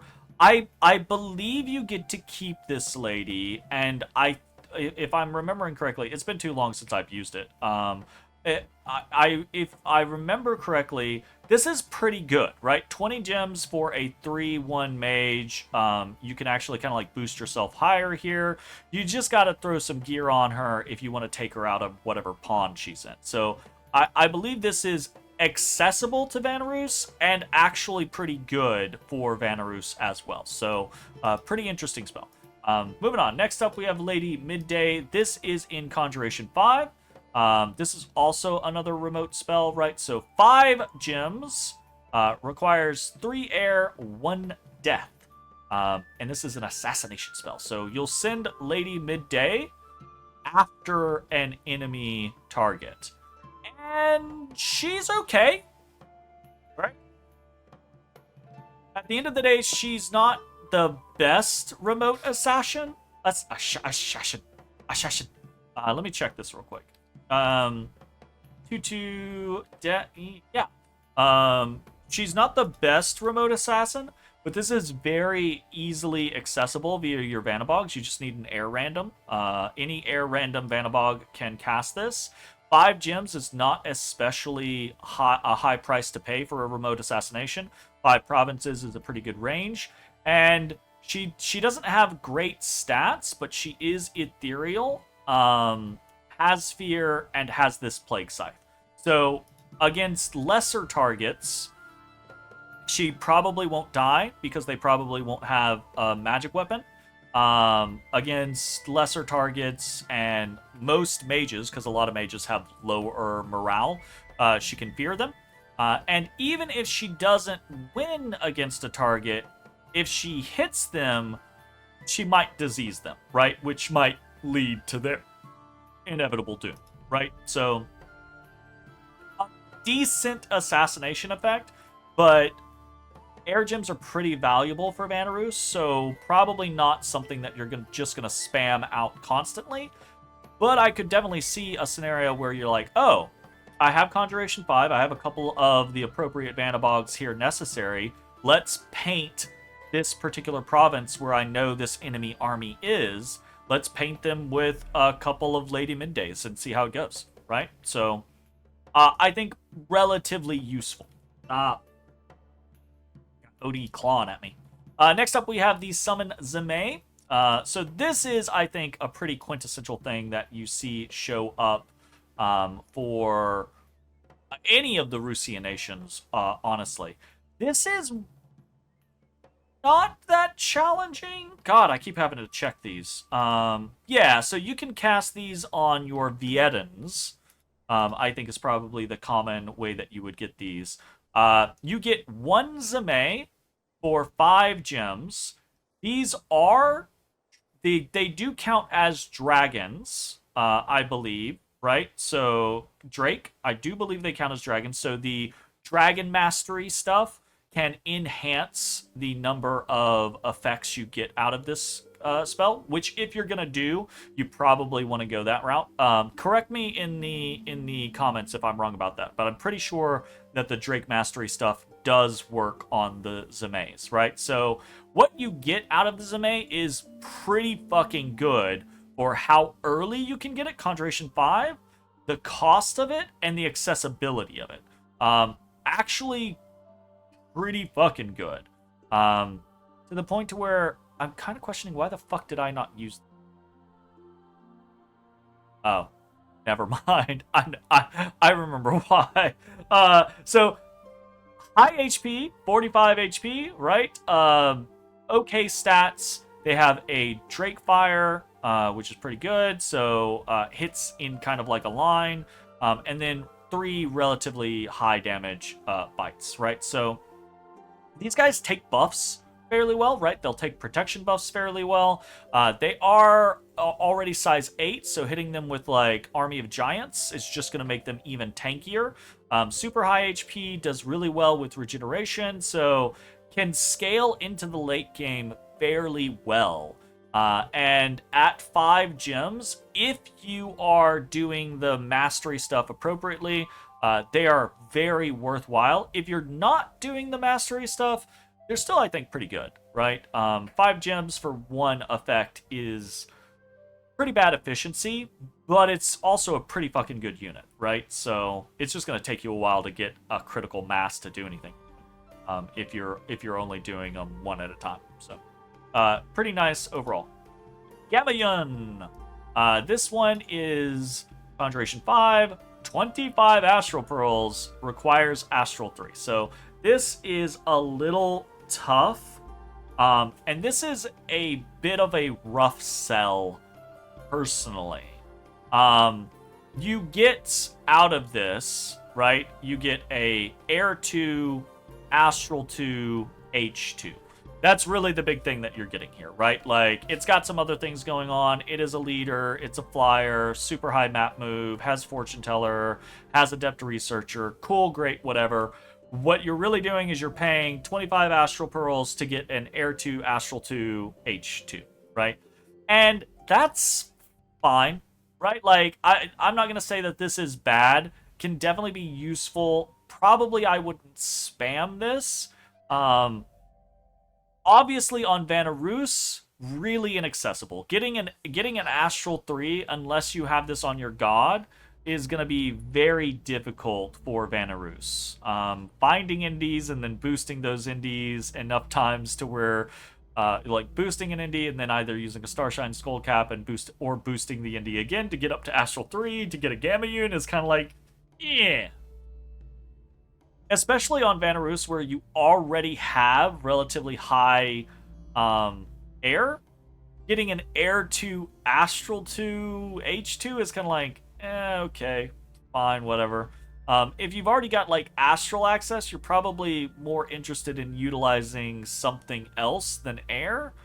And there's already air astral indies that are not the most common thing on the face of the planet, but relatively common in the Amazon, right? So probably not my favorite amongst the summons. Next up, we have the Send Bukavac. This is a remote spell for provinces. You can only target it underwater. Requires 5 gems and water 4. So quite difficult for Vanarus to cast. You can like bootstrap into a Vojanoi, right, with the water 3. And then give her a water bracelet or something like that and go from there. But it's a little bit of a pain in the ass to cast this. And at the end of the day, it doesn't do as much as you otherwise might want it to. You can only cast it underwater, right? It has a relatively limited range, so you're going to have to be kind of close to the water. And you don't keep the unit, right? I don't believe you keep the unit. This is just it does its thing and then it's fucking gone. Really kind of scary looking whale beast here. Super high HP, pretty okay protection. Rest of the stats are whatever, except for strength, which is really high. It is a size 10. It tramples and it has fear. Even with that going for it, it gets fucked by basic underwater indies. I don't know why. I've used this spell multiple times in multiple games as Rus, Vanarus, or Bogarus. And it just doesn't do great. It just really, you target, you're like, oh, no one's jumped into that pond yet. I bet I can get into that pond and it'll be, oh, I'll shoot a Bukavac over there. It'll be fine. That'll be great. No, it's gonna get chopped up. It's gonna get stabbed to fucking hell and back by like Kalulu or some shit, right? Like, it's not very good. If you do multiple of them, right, like, absolutely, they start to do significantly better. But at that point, you're spending a lot of gems and multiple relatively high path mage turns to do this, and it's just not very good. And yeah, it has the temporary unit tag. Does the Vojanoi have the temporary unit tag? No, it does not. So I do believe you get to keep the Vojanoi. So not a big fan of the Bukavac. I'm not saying it's never useful. Oh, let's say this, right? Like, one of the things, if you know you are going to have an underwater battle, right? You're in a battle, or you're moving into a province that you're pretty certain. Does that work?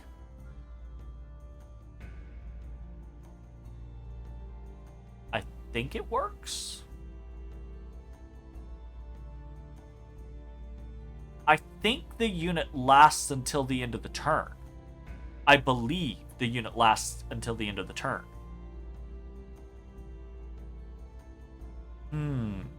I don't know. Someone confirm this or correct me on this, but I think the unit lasts until the end of the turn. So if you have an underwater province that you're like positive is about to get attacked, and you like send some mages or send some forces down there, right?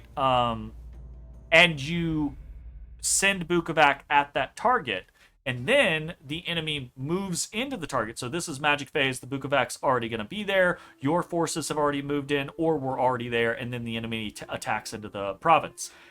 At that point, the Bukavac can be pretty useful if it's going to get like some battlefield buffs, or it's just going to have, some support so that it's not getting surrounded and just poked down.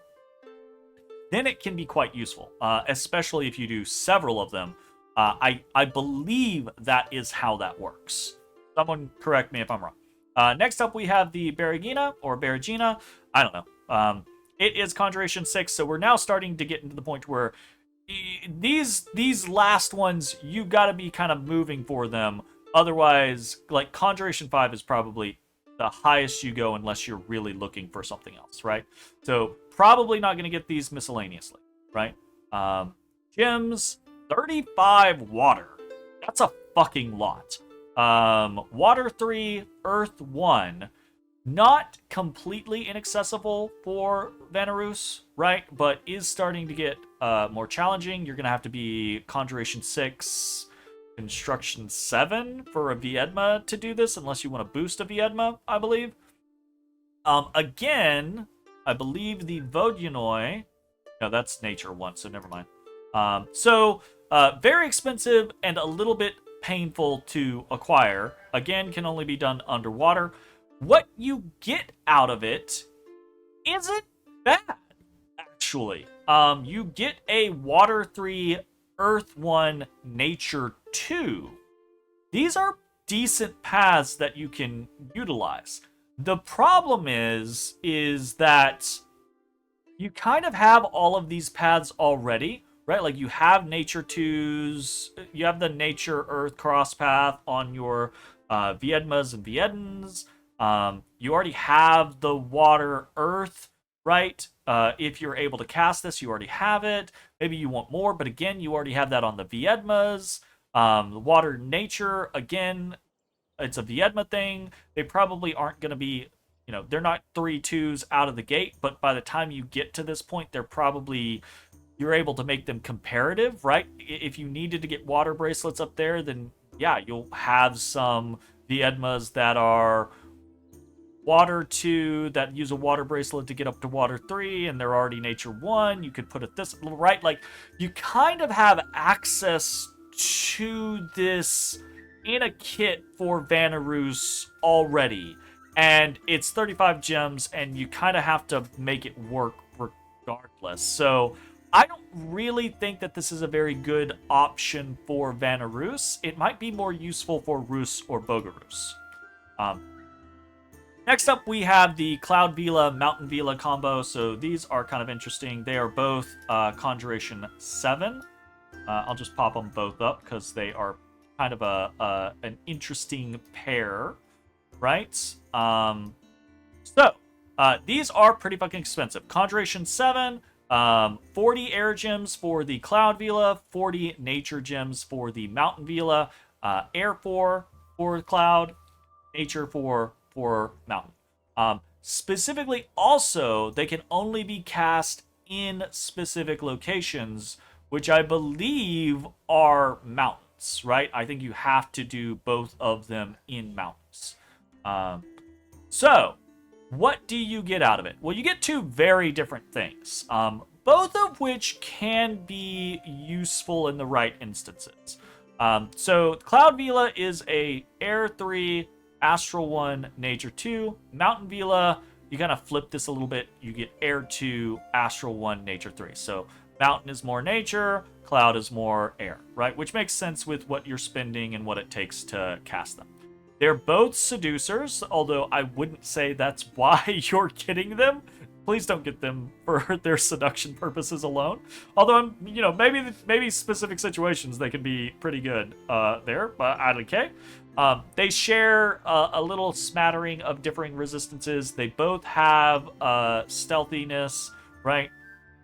The Cloud Vila, being air-based, is flying and has very high map move. The Mountain Vila has a mount, so still has pretty decent map move, right? Pretty interesting and useful things overall. Primarily, you're getting them for one of two reasons. You're getting them because you want to throw Astral into something. But again, you already have good air access, so I'm not sure why you care about the air side of things. And you already have good nature access, so I'm not sure why you care about the nature side of things. I will say, the Mountain Vila, out of the gate, if you're willing to throw down 40 gems for it, can do things like Moonvine bracelets for you out of the gate. The Cloud Vila can't do it out of the gate, but you can give her a Thistle Mace, and she does just fine, right? So a splash of astral or specific cross paths for specific gear is maybe a reason why you might want these. And then the other potential reason is that they are both healers. The Mountain Vila is a healer. The Mountain Velar is a healer. The Mountain Vila is a healer 2. Cloud Vila is healer 1. So that can be pretty useful in specific circumstances, but I don't, right? Like, these are pretty big fucking investments. These are very kind of like luxury investments for niche situations that I don't think most people are going to utilize a lot of the times, right? So, moving on from them, we have the last one, and this section has just been so long, but I don't know. I think it's really cool to talk about the special effects that different nations get. So, last one we have up is the Leshy, and this is a pretty interesting concept, but it's very difficult to make use of it, in my opinion. So this is Conjuration 8. That's super fucking deep in Conjuration, right? It costs 60 gems, and it requires a Nature 6. None of these are easy. Getting to Conjuration 8 is really fucking deep in Conjuration, so unless you're going there for other things, I don't think you would go there just for the Leshy, right? 60 Nature Gems is a shit ton of Nature Gems to just drop on something. Nature 6 is challenging for almost anyone in the game to get, bar a few specific nations. It's very challenging for Vanarus to get unless you have this on your god out of the gate for some reason, or close to it, and then you can just, boost up into it. It is really challenging. This is like the path to getting Nature 6 for a Vanarus without the Nature access is like, fuck. You get a Nature 2 Viedma, or Vieden, I suppose, and you go up construction and you make a Thistle Mace, so they're Nature 3, and you don't have access to Moonvine bracelets, so I guess you probably boost to Nature 4, and then at Nature 4, you can make a Tree Lord Staff. You gotta go further in construction. I believe you make a Tree Lord Staff, and that gives you 2 boost to nature, but you can't wield a Tree Lord Staff and a Thistle Mace with a Viedma or Vieden. So when you take the Thistle Mace off, they're gonna drop from a 4 to a 3. You put the Tree Lord Staff on, and then they're suddenly a 5. So then you're either gonna boost them again, or you're gonna summon a Ivy King, and that's not gonna work. Yeah, no, you gotta boost. So it's a pain in the ass, right? Like, unless you can like boost an astral, probably boosting one of them in astral and then making Moonvine bracelets so that you have the additional path booster, or some other thing, right? Like you have a high astral pretender and you've made like rings of wizardry or sorcery or something, or both. It's a lot to go into the concept of getting a Nature 6 to get a Leshy. So what the fuck do you get out of it, right? Well, first off, you can only cast this in a forest. That's it. You can only cast it in a forest. And inside that forest, you get this fucker. You get this Leshy, right? Size 10, has a Great Forest Bear size 10 form, is Air 2, Water 1, Earth 2, Nature 4. Has built-in regeneration, is a massive fucking caster.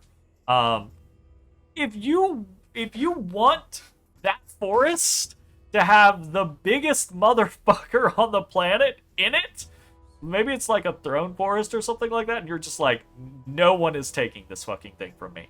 Yeah, you can totally do that. You can do that. You can put a bunch of gear on them.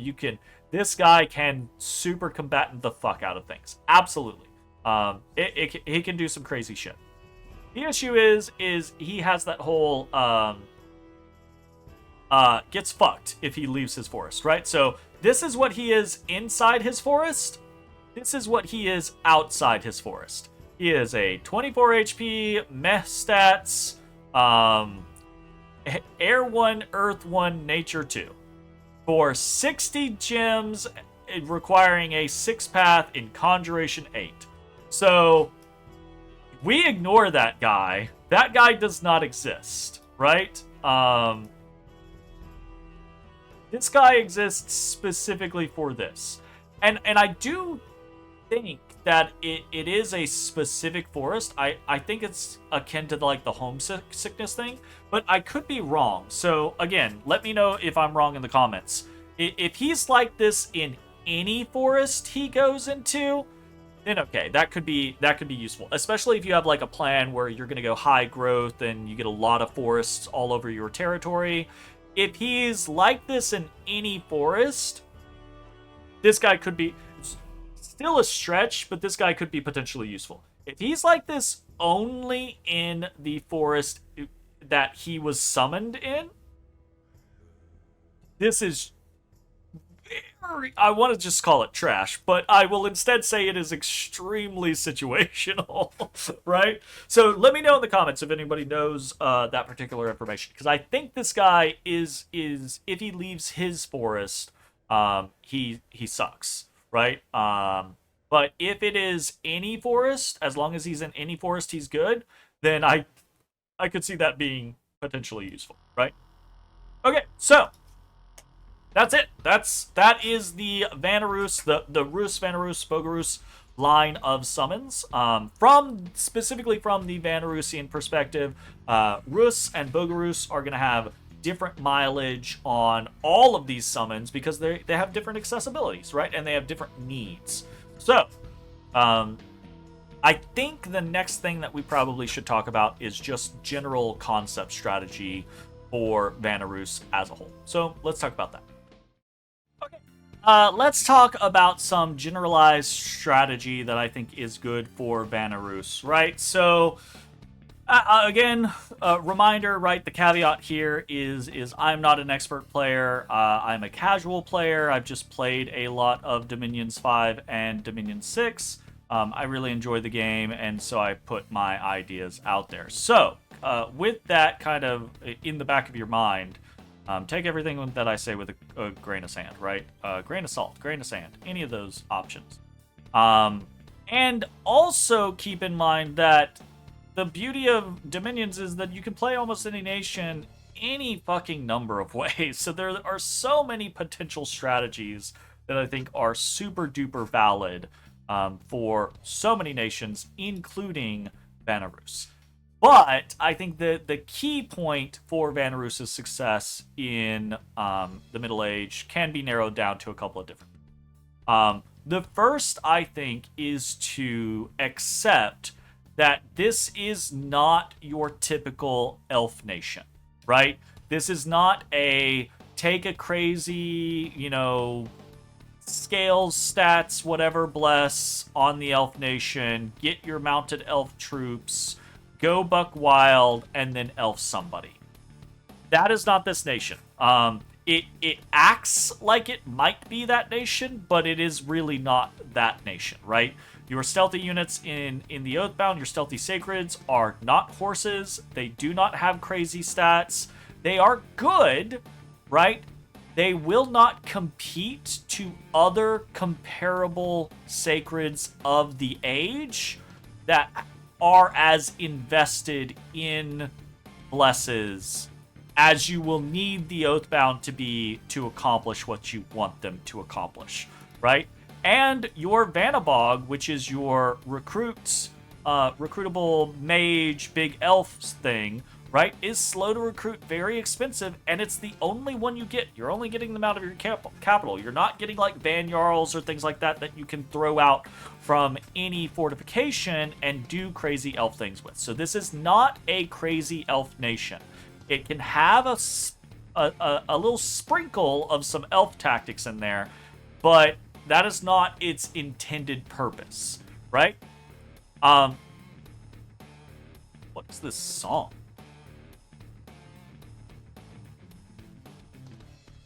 Mechanized by Adrian von Ziegler. It's a that's a trip. Freaking me out. It was very like high pressure. I was just like, what the hell? Instead, I think rather than being kind of like the crazy elf nation, this is a Swiss Army knife nation, right? It has a very broad toolkit with a few specialized, really good tools. But overall, you want to make use of a lot of different tactics and a lot of different strategies. At the core of these strategies are going to be 6 units, right? It's going to be your 4 mages, and it's going to be Chud Herdmen and Chud Skin Shifters, right? In the early game, Skin Shifters are going to be very, very useful for you because they don't require resources, and they've got a lot of effective HP between their own health and their bear form, and they're really good at helping you expand. In the mid to late game, though, Herdmen are what you can produce everywhere. Chud Herdmen are what you can produce everywhere, and they are excellent general all-purpose units, right? They are very good at killing. They are very good at tanking. They take buffs extremely well. They are your all-rounder. They are pricey, extremely elite quality units that aren't sacred that you're going to get all over the place. So the vast majority of your strategies are going to rely either early around Skin Shifters and then mid to late around Herdmen.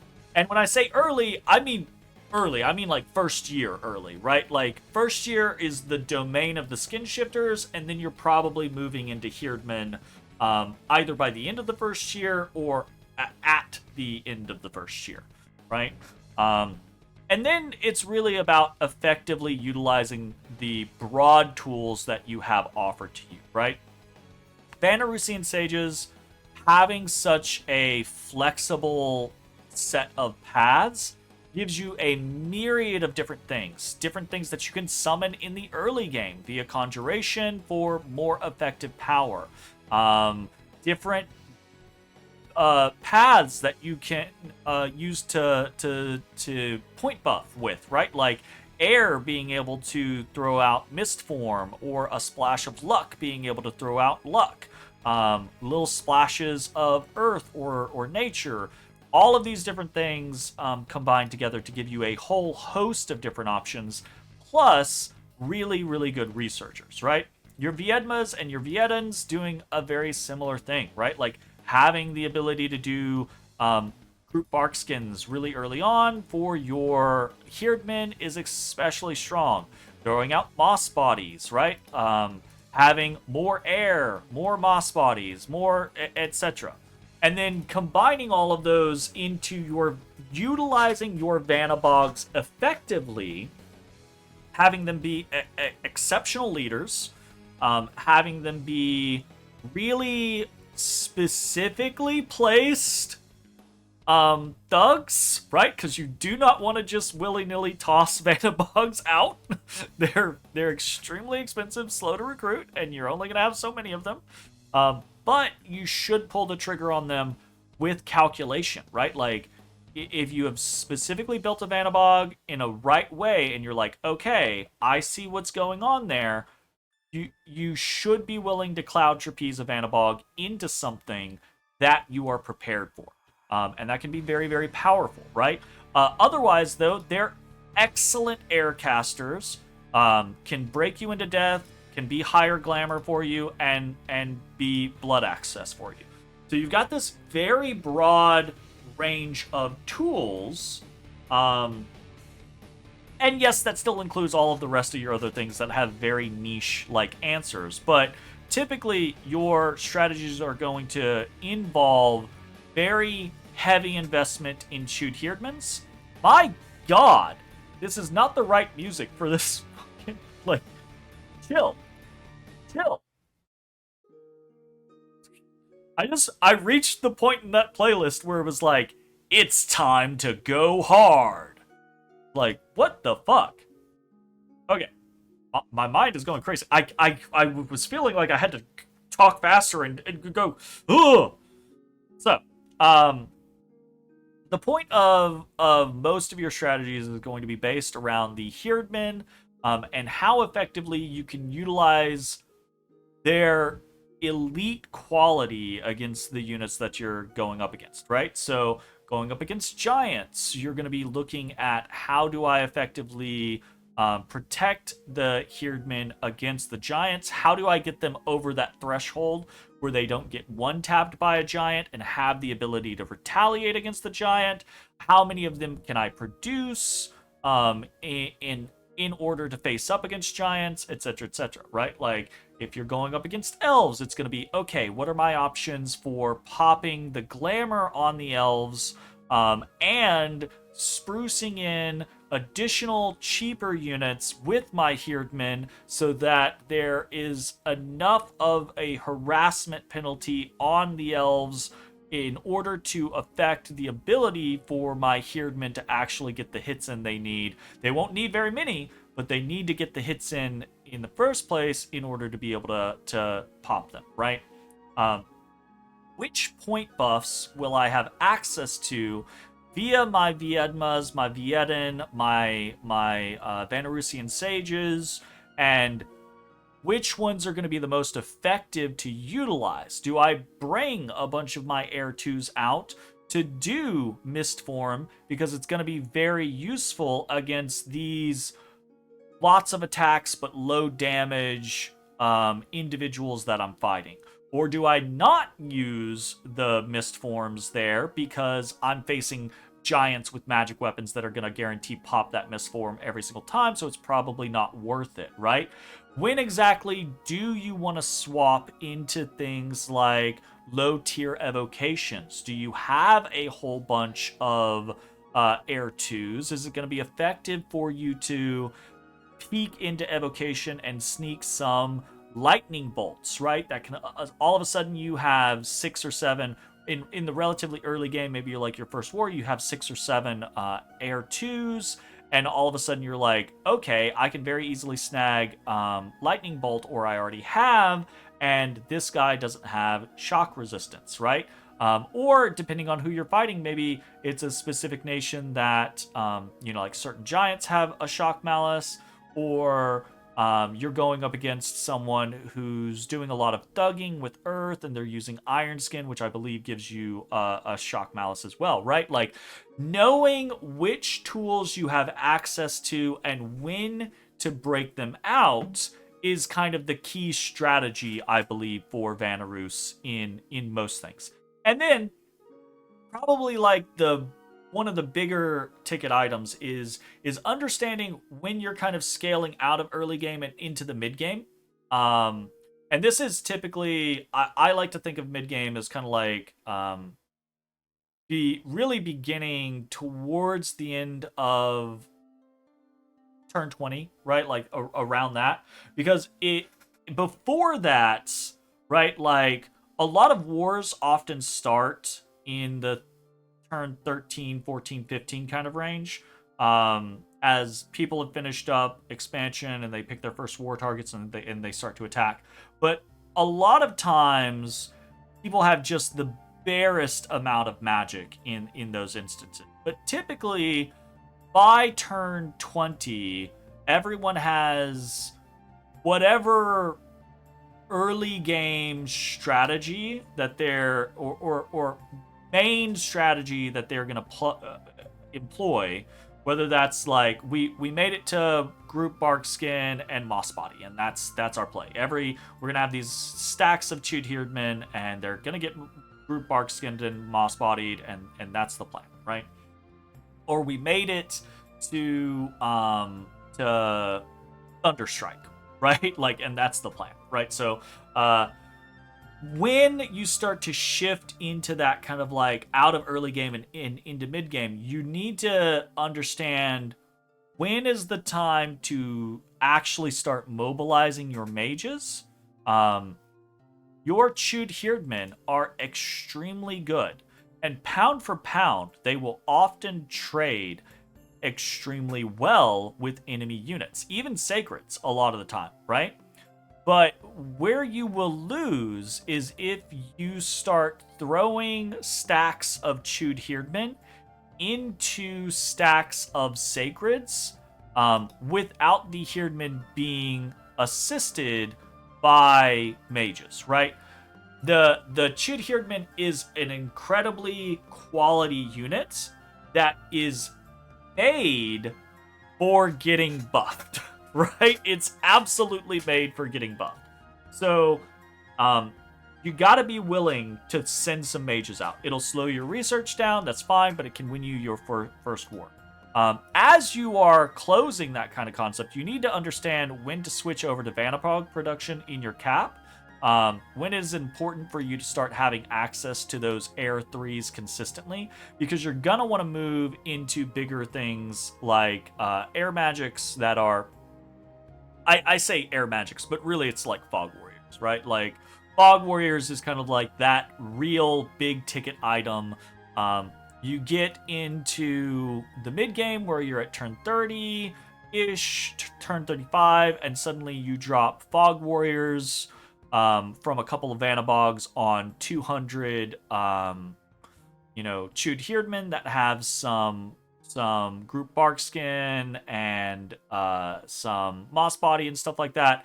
And then all of a sudden, those 200 Chewed Herdmen butcher 600 enemy units. And that is like, that's the moment where you're like, yeah, this is quality versus quantity. And that's what Vanarus specializes at, I really believe, is taking the absolute quality of the Chewed Herdmen, and to a lesser extent the Chewed Skin Shifters, and saying, hey, I understand where my points of power are. I understand when I need to bring in mages. I understand when I am ready to take X battle against what seems like overwhelming odds and show that, oh, actually, I'm gonna fuck you up, right? So that's where I think the strategy of Vanarus really holds sway. How do you do that? Well, you do that via scales, right? Ignore the bless. This is just me kind of noodling around. And who you pick as your god, like I said, there's so many different variations that you can go. But generally speaking, you want as full a scales as you can possibly get on Vanarus. These units are expensive. High resource, high recruitment units. And you want as many of them as you can shit out of every fortification you can shit them out of. These are interesting, good, useful mages that are not sacred and cost 152 gold a year, and you're going to need 1 million of them. These are also non-sacred mages that cost 152 gold a year. These are non-sacred maces that cost 172 gold a year. These are sacred mages, and they still cost 195 gold a year. You're gonna need good scales, right? Now, obviously, of course, there is a world out there where you go hell scales and you take Oathbound and you go wreck someone and you take their lands and you immediately wreck someone else, and you take part of their lands and you're massive and you're like, I don't need fucking scales. I've destroyed everyone. Okay, sure, but that is not the typical experience for Vanarus. The typical experience for Vanarus is that their sacreds are not as good as other people's sacreds in the Middle Age, and they're probably gonna get outdone or outperformed. And the way that you really optimize your capabilities with Vanarus is making sure that you have access to all of the tools you want to have access to as quickly as possible. So that means pretty much scales across the board.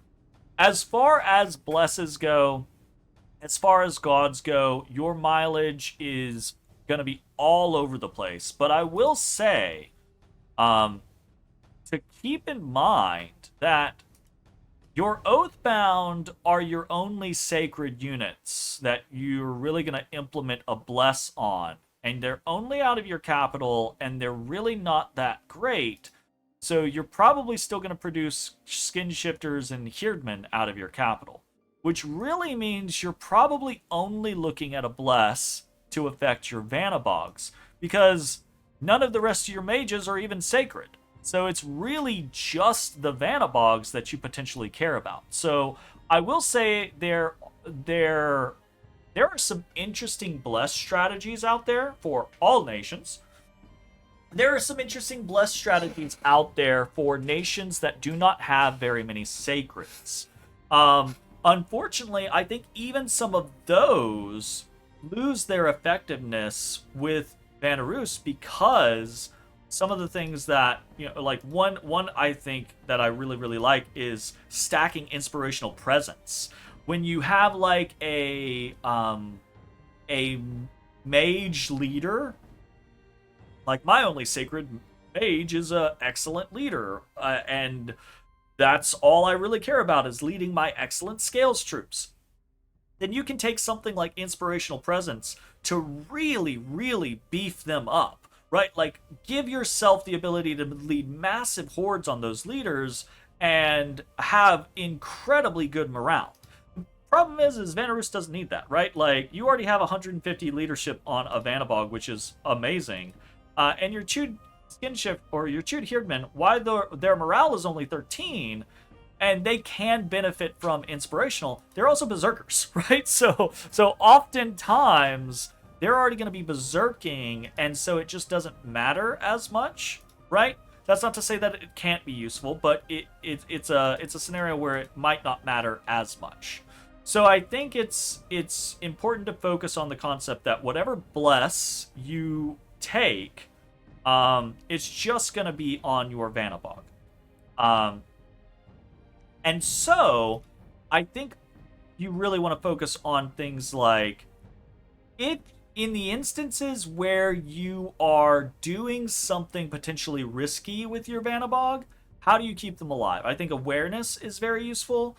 You could potentially be like, hey, I know I'm fighting up against this nation that uses a lot of air magic, so maybe you want to go for like shock resistance or again cold magic for cold resistance. You basically just want to augment that concept of like the only person who's probably getting blessed is my Vanabogs, so what can I do with my Vanabogs? What am I intending on doing with my Vanabogs? The alternative to this concept is not doing the whole generalized bless thing and not taking something imprisoned, right? And the idea there is that instead of taking perfect scales, you can noodle around in here with someone and pick up something, maybe like a Titan that you have a specific plan or play with, right? To be like, oh, okay, well, I'm going to take this guy dormant and I'm going to lose 1 pip of luck, but I'm going to have a plan. Okay, well, maybe I lose 2 pips of luck, but I'm going to have a plan for when he comes out. I'm going to augment him with X gear or with these particular spells, and he's going to be X for me. He's going to be this secret tool that I utilize, right? And then you still get a little bit of a bless, right? And there are a number of different things, a number of different ideas. You could use this to get into magic that you might otherwise not really have access to. Astral Earth being kind of like a very common thing there. So I think Vanarus is kind of uniquely situated in the concept of they really benefit from great spells.